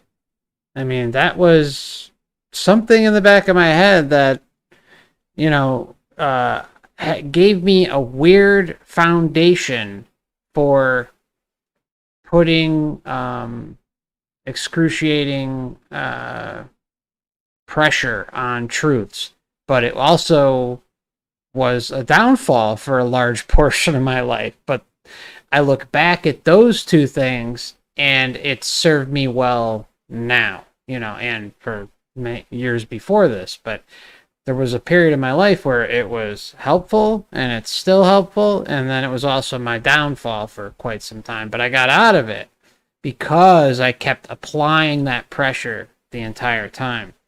And I think as far as talking about, I think the best thing you can do is talk to them about reincarnation. There's nothing negative about that. I mean, we know it's negative, but there's nothing negative about teaching them the concept that it is happening and is real. That's fine. I mean, there's nothing wrong with that. And then maybe later on in their, mid-late teens, you kind of, this is just a suggestion. I feel like I'm kind of out of my league in this one, but maybe talk to him then. But part of me, what else part of me says is the crucial childhood developmental years are between 0 and 6 or 7. So part of me feels like there should be just a portion of that planted during those years in some way that maybe like somehow make a game out of it, something fun. Yeah, don't make an app and put it on a fucking tablet, though. Yeah. Reality. Maybe, allowing to explore possibilities, maybe playing like hypothetical. One thing I've spent a lifetime doing is absorbing myself in sort of thought experiments. And when I had stepsons, the youngest, I think probably due to the age at which he was when we sort of got to know each other, he probably, because he was 2 at the stage, like there were more sort of aspects of me that he probably took on than his elder brothers. But the level and the depth of thought he was able to have, like some sort of like constructive debate over, if you got like a 7-year-old sort of turning around to you saying like, I'm not sure about all this Bible stuff they're telling me at school, like it sounds like bullshit. And it's like, your instincts serve you well, young Jedi. Yes, but, good sign. It's being able to allow them to think and develop, critical thought. Yes, critical thinking. Yeah. And just not believing everything that is told to them. Very limited access, I think, to technology, if any. If I was a parent in these days, I would not even allow my kid a phone. That's just the bottom line. And if they were on a computer, I would, I'd be breathing over their neck with whatever the heck they are doing until from start to finish. Because I've even talked about this on the channel, I think in a couple of my videos when we were talking about children, how even, these programs like Net Nanny and all this crap, they're completely capable of being, worked around or hacked or whatever. It's just, YouTube Kids is ridiculous. It's all primed for it, isn't it? Yeah. And if it, we all remember being a kid. When you want something, you'll try and figure out a way to get around it. You'll try and figure out a way to achieve what you want. So, one day when you leave the computer on, or and the Wi-Fi hooked up, and they got access to it, they're typing away. Oh, how do I, get access to avoid access to Net Nanny or this or that, whatever the heck these things are called. These safeguards that are put in place to try and protect children, which I mean, the stuff I've seen on YouTube Kids would, should make people throw up. It's just, it's sick. It's really sick, and that stuff's allowed to be there, and it shouldn't. But that's the world we live in. I think, encouraging kids to, go outside and embrace nature, sports, physical exercise, camping trips, the beach, lakes, all that stuff I think is good, and integrating some sort of fun aspect to learning and self-discovery and knowledge and wisdom.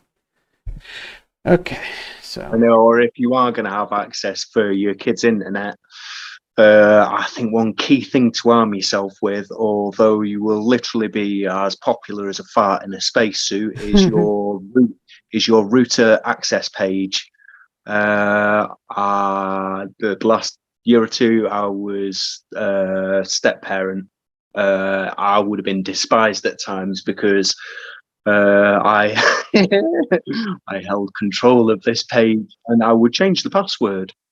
So if you're not going to pull your weight and you're not going to wash the pots like every fucker has to do as a kid, and if you're not going to tidy up after yourself like everyone has to begrudgingly do, or do your homework, or take some responsibility for something, then you don't get the password until then. And they will literally hate you. But you're not always there to be a best friend, and we don't understand. Well, I think some of us do. I think we take at surface value what the internet is, and it's a hardwired, crack-like force that has literally revolutionized the world and changed our thought patterns. Yep. In sort of conflation with sort of technology, over a 20-year period, that reality, that we look back at in 1999 or 2005 is just different, totally different. It's like an inversion. Yeah, to say the least. It's funny you mentioned the internet login. I have a friend, and this is something I was happy you said that, because I have a friend who was limiting her child's access to the internet, and obviously similar situation like you. The child would have to come and get the password, and it just caused all these problems. Oh yeah. Come to find out, the child figured out the administrative access and the main password and yada yada yada. So the other thing to do is make sure that you don't have the router, whatever the hell the administrative access is, that's generic. Yeah, that has to be changed. And I'd even go a step further and create an additional network that is specifically for the kids. That it's so adults have access to one network that they're just not going to get the password to, and then you have another one that is set up specifically to the kids. And I would just keep changing those passwords, and you can even set up screen recorders on all the devices. I mean, you really want to get that's you can really go deep with this stuff to make sure that there's just no room for error, because kids are smart, or children are smart. I can't stand how I say kids, because someone mentioned in the comment section what it means, and I never even did. It means like a young goat or something like that. Did you? Someone left a comment like that, and I was like, I can't believe I never looked that up or heard that before. So I try to correct myself. We spoke the other week about what a lot of these applications, games, etc., what they really are. Comparing it, as I did to sort of Westworld, I think in the chat.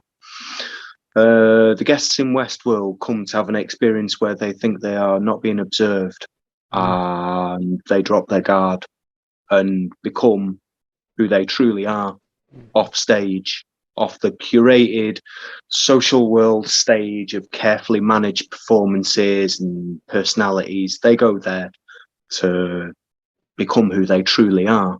And they have all these clothes that they wear that are basically full of wearables that are either recording their every move or gauging their biological reaction, etc., to literally take every bit of information required to build a digital clone of them, or to predict their every move. And you look at where we are today with what's coming with this metaverse, and how we spoke of this last week about Facebook. Facebook have the contract to provide all these affordable wearable technologies for this metaverse virtual realm that they are likely to bring about, even if this is not the successful platform for virtual reality that we've been waiting for and we've been told about for 30, 40 years. Something's coming, or something of it is already being used, has already been weaponized, and is now just about to roll out into the private sector. The internet itself, compartmentalized access to things. We're using a part of a web. We are part of the web, and the spider, it sits around the web that we can see in the shadows. This metaverse is literally going to be the next stage. Meta, beyond, verse, word, spoken word. What's this going to do? Is this, the thought reading technology? It's just next level up on these scrying mirrors that have purposes that we don't understand. Technology which we're sold with one purpose, just like the guests would have been at Westworld. How it's interesting to a degree. Okay, like I said earlier, it's clear there seem to be people coming and going like guests from this realm, but we also represent the robots in the park as well, who are being sort of brutally awoken in sort of one way or another. You look at, the good and the bad guys, and how Man in Black at surface value presents as being the evil. Yet in effect, he's actually trying to wake them up, and it's the only way he can through. Really, he realizes the brutality of his creation, maybe like a god would in some form or another.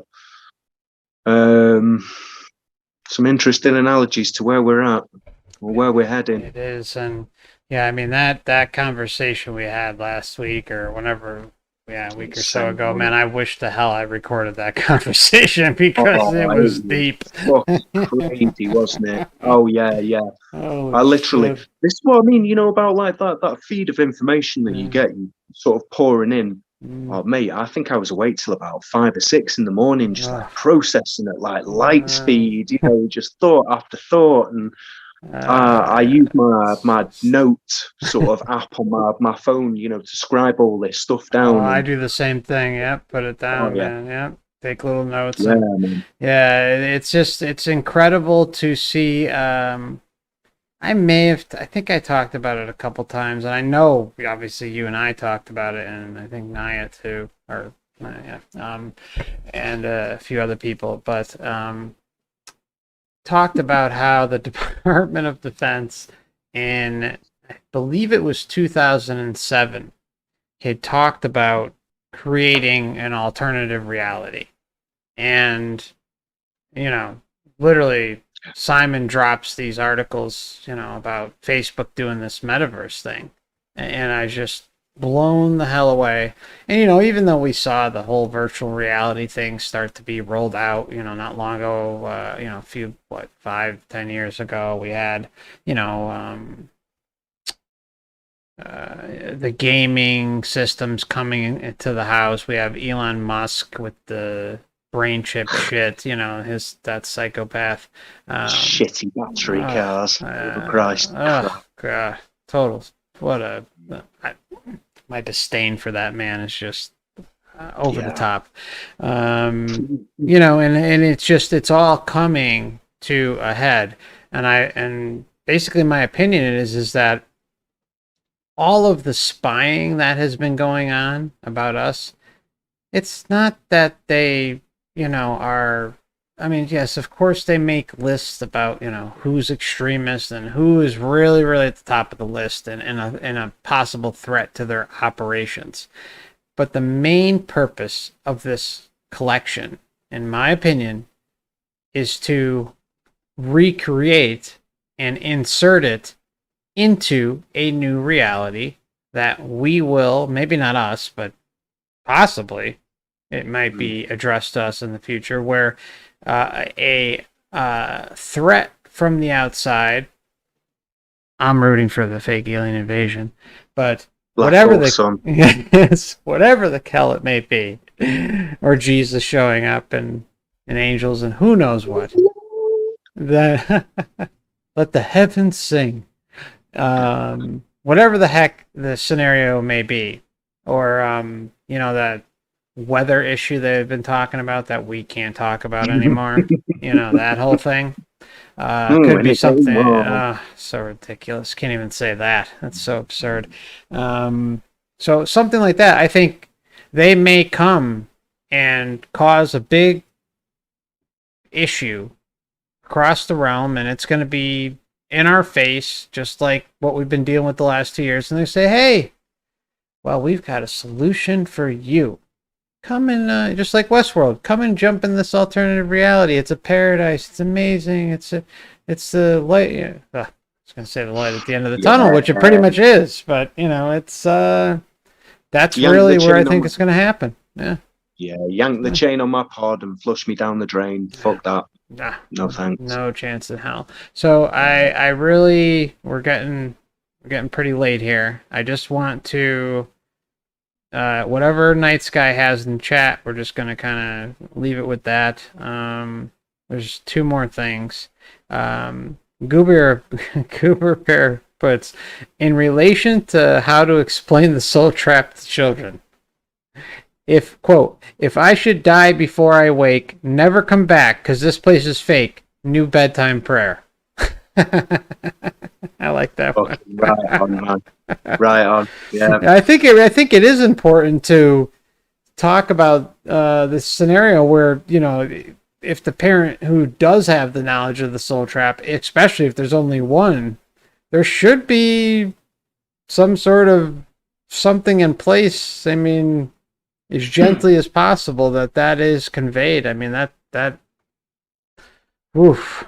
You don't even think about that. Yeah, our friend Goober, he only came here for the boobies. That's right. Bro. Okay. They want to watch out for him. He's problem in system. Vince says... I enjoy listening to his videos. Yeah. Goober Bear's got great videos.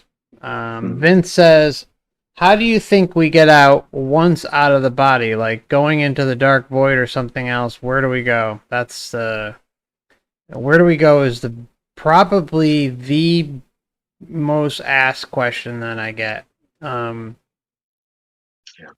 It's what I'll say is to that is we like to think in terms of if we go to the store, we know where we got to go to the store. We go there, multiple times a month to buy what we need to buy for the house, like groceries and whatever it may be. We go to the same gas station and get gas, fill up the car. Okay. Those are, familiar. We're familiar with those things, and we are trained to think that we need to go to a certain place. Now, the one thing I keep just saying to everybody is that it's best not to think in terms of where do we go. It's within. Everything is within. I seriously think the whole point is at death to shut the illusions down immediately if they even have the balls to show up. Okay? They're going to have a shitstorm on their hands with people like us. If they try that shit. So let's, my opinion is, or my strong advice is don't even allow this stuff to partake in your existence when you're crossing over. Okay. The other thing is you in astral projection. I've seen it in DMT, ayahuasca, and even in some near-death experiences, especially the hell-like near-death experiences specifically, where a person is in a situation where either A, it is not an enjoyable experience, or B, maybe they're just getting bored with it and they want something new. That's more or less applies to DMT and ayahuasca, breakthrough trip reports. So, where they, oh, it's an interesting experience, but, I want to try something else. And so what they convey that intention, and boom, the whole situation changes immediately. Okay, they're entering into something else. Now, what I'm saying is that that's exactly what we need to do. We need to immediately, the equivalent of teleporting our ass out of here and into creating our own reality. Like it's an intention, a psychological force that you're putting into it and creating your own reality. So even teleporting is kind of a weird thing to say, because it's so instantaneous that, okay, I'm creating my own reality, and I'm inside of this reality, and nothing can penetrate it. Nothing can penetrate me or this reality that I'm creating. And then you just chill. So, as far as, yeah, go ahead. Yeah, I have a thought on this one, Sure. which is why maybe I don't see the content of my dreams, which is that I've hypothesized recently that maybe why I can't see them is that an aspect of them is being hidden from whatever controls this. So I'm preparing something in secret out of view of whatever this is for what comes beyond. Toyed with the idea. I can't say for certain. That's cool. But I think it's a possibility that, on one level or another, that we could be preparing ourselves.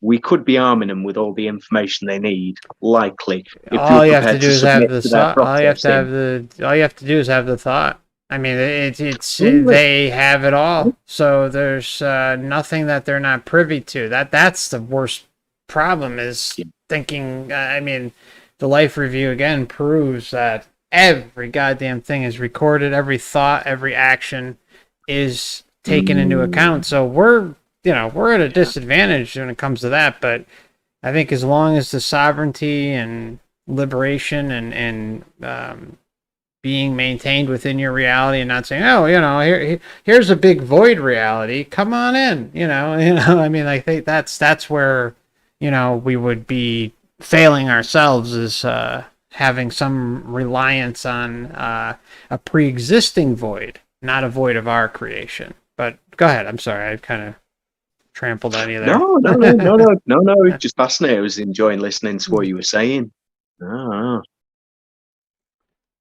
Okay. I'd run out of ideas there. Thank you. All right. Okay. I think, that's going to probably wrap this incredible power session of talk.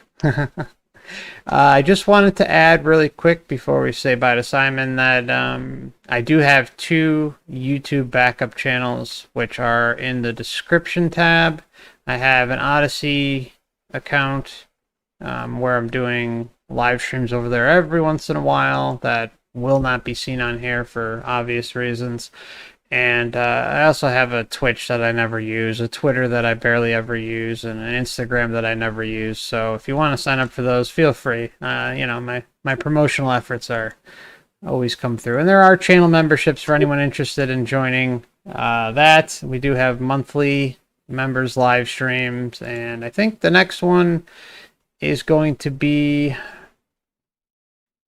on the 14th, but don't quote me on that. I think the 14th. So keep an eye out for that if anyone wants to join memberships, or members who are already here. I will have a notice for that soon. I want to just run down just quickly videos Vince, nice to see you. Happy that you're here. Jimmy, Spirit, good to see you too, brother. God was bored. Great to see you, sister. Night Sky, thank you so much for your help tonight with the messages. That's really appreciated. Capper, good to see you. Okay, Miss Ellie, great to see you. Thank you for joining. Okay, Goober Bear, good to see you, brother. Michael Anthony, hello all, just came in. We'll watch again later. Okay, Michael, thank you for joining us. And yeah, it's a long replay, but we covered a lot of ground. And Hector, good to see you. All right, so Simon, I just want to thank you so much for your time. You, my friend. Yeah, it was great. great. Yeah, a pleasure to have gotten to know, spent time getting to know you and, shared some of this journey with you, man. Yeah, same We with have fun you, working man. it out. Yeah. Well, it's the conversations I've had with you are just always just, top notch. They always get my wheels turning like crazy. I love it. Oh yeah. Yeah. I'll probably still be awake for about another 6 hours, trying to come down. Yeah, it was a power session, guys. So thank you so much, Simon, and thank you everybody else out there. It was great. Just great. I mean, the chat was great, even though I couldn't really keep track of it. What I did see was awesome, and a lot of people were happy to have you on, Simon, too, and hear your voice and put a face to the name in the chat. So. All right, we'll see each other again soon. I'm probably going to have a live stream either Saturday or Sunday. I don't know which day yet. So keep an eye out for the community tab. There'll be a notification, and we'll all see each other again real soon. Simon, I'll be with you in one moment, buddy. All good. Much love.